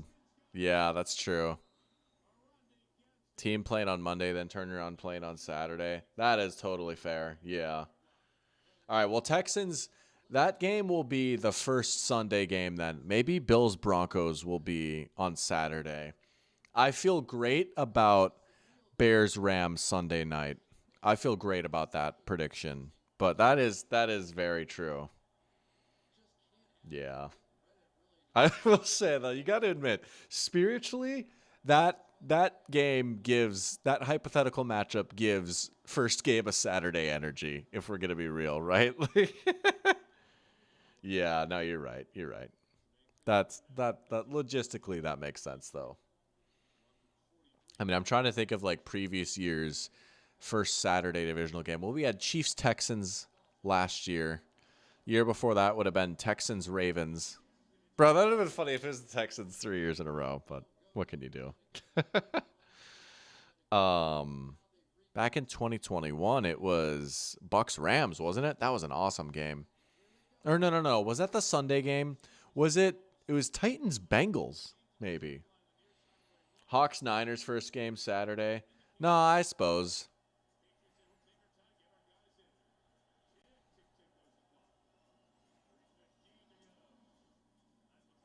You guys have definitely talked me into that a little bit. Man, they are taking their sweet time. I mean, what can you really do, I guess, but and they only have 2 timeouts too. They had to burn one earlier. I mean, you might be looking at a potential onside kick if they can actually find the end zone here. Well, there's a first down at least. All right, revised predictions. You guys have talked some sense into me and made some very good points. First game Saturday, Hawks Niners. That seems legit. Plus, honestly, that might be one of the less competitive games. Out of bounds. Okay, so we'll say that. And then we'll say Bills Broncos Saturday night. They'll give us a little juicy steak for Saturday night. And then Sunday first game will be the Texans / Steelers versus Pats. And then Sunday night we'll have Bears Rams. I just want Bears Rams Sunday night. I'm going to be real with you. That's probably the game I'm going to stream if I had to guess, especially if it's Sunday night. That'll probably be the game I stream. You could argue maybe Bears and Rams would be on Saturday, though, just because they both played on Saturday. Maybe. There's an argument to be made that they make that the Saturday night game. Then Bills Broncos Sunday night. Sunday night, Josh?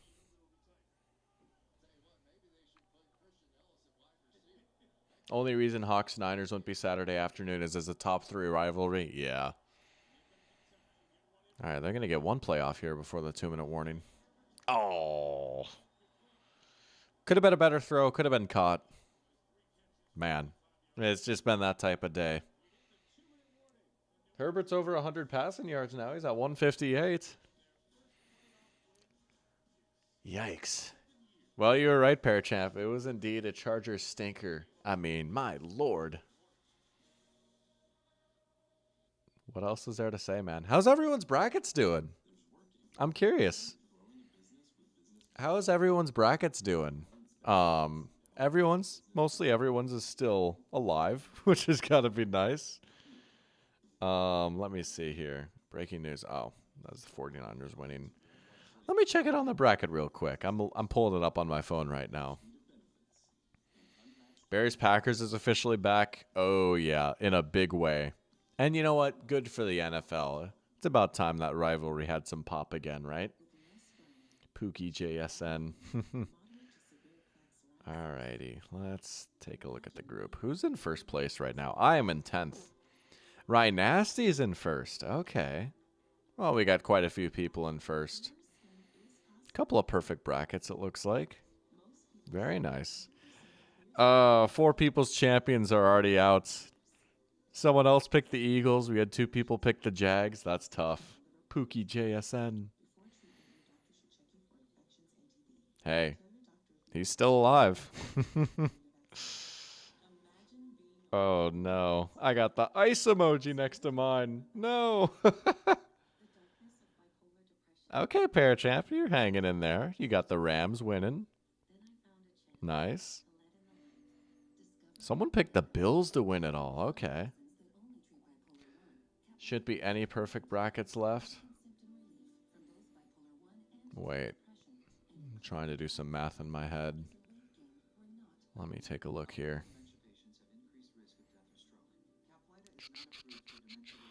Let's see.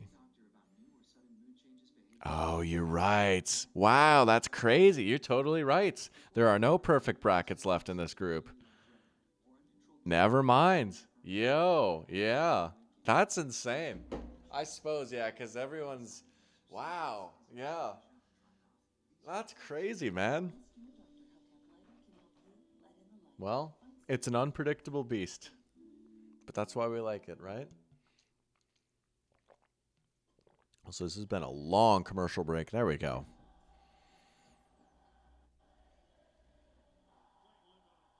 Living on a prayer. They're belting it. Call me a casual. I didn't know that was a thing at Patriots games. Or maybe they're just playing it now, but somehow that makes sense that Patriots fans would get down to Bon Jovi. Now what? My lord, bro, do we really need to be calling a timeout? Whatever, you wanted to see what they were going to do, I guess. Get me out of this game, dude. I bet you that's what Herbert is thinking right now, too. He's like, get me out of this game. When the Pats win, Jack will have only predicted 2 games correctly so far. Yeah, man, I'm like right there with you, bro. Well, actually, I might have picked only 1 game right so far. I got the Rams game right. Yeah, that's it. That's it. That's crazy. I got the Rams beating the Panthers right. This is the only thing I've gotten right so far. Yeah. Eagles 49ers. That one was a killer for mine for sure. That and the Jaguars losing. I think it made total sense why people were high on the Jaguars to go deep. I had them winning that game too. That was a tough one. And if the Steelers somehow pull it off tomorrow, then mad. I did get the free square and another sack for the road. There's Big Milt. Herbert's down again. I mean, let's just kneel the ball and get out of here. Come on. We could just kneel it. Chargers, you don't need to call your timeouts. It's okay. Mike McDonald had a farm, JSJSN. And on that farm, he had a defense. With an interception here and a sack here a sack, here a pick, here a TFL.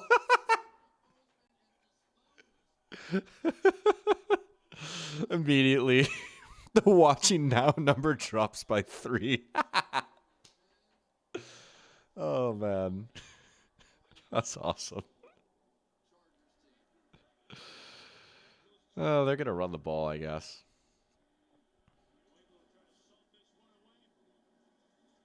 Timeout. Sure. Call it. Man. What, 6 sacks for the Patriots, right? I mean, so much for, their 4-man rush isn't really that good. It doesn't matter. It doesn't matter.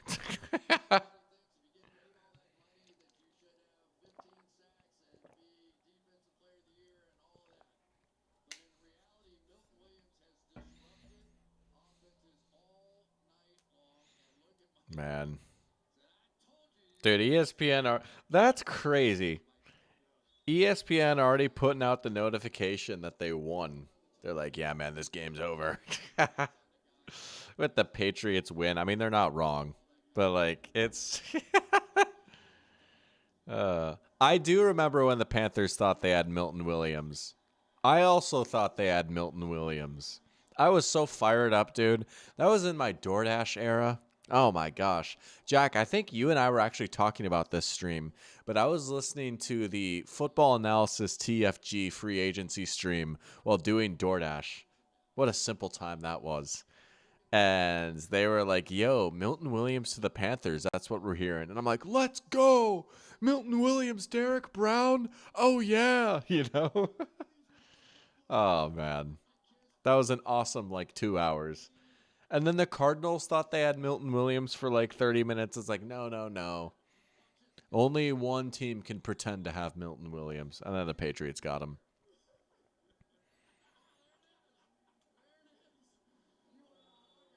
Well, there you go. Now they can kneel it out. We have 3 coaches named Mike in the divisional round and 2 Sean Mix, as it should be.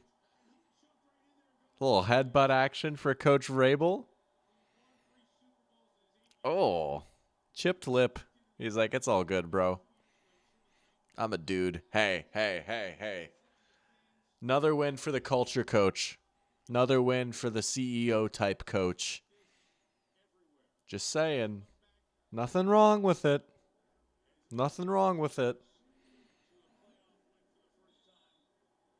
One more kneel, and this game will mercifully come to an end. Not the best way to cap off what's been an awesome weekend of football, at least as far as on the field, but I gotta say, it was a blast doing another game stream. It had been a minute. It was nice to be back. I will be back sometime next week.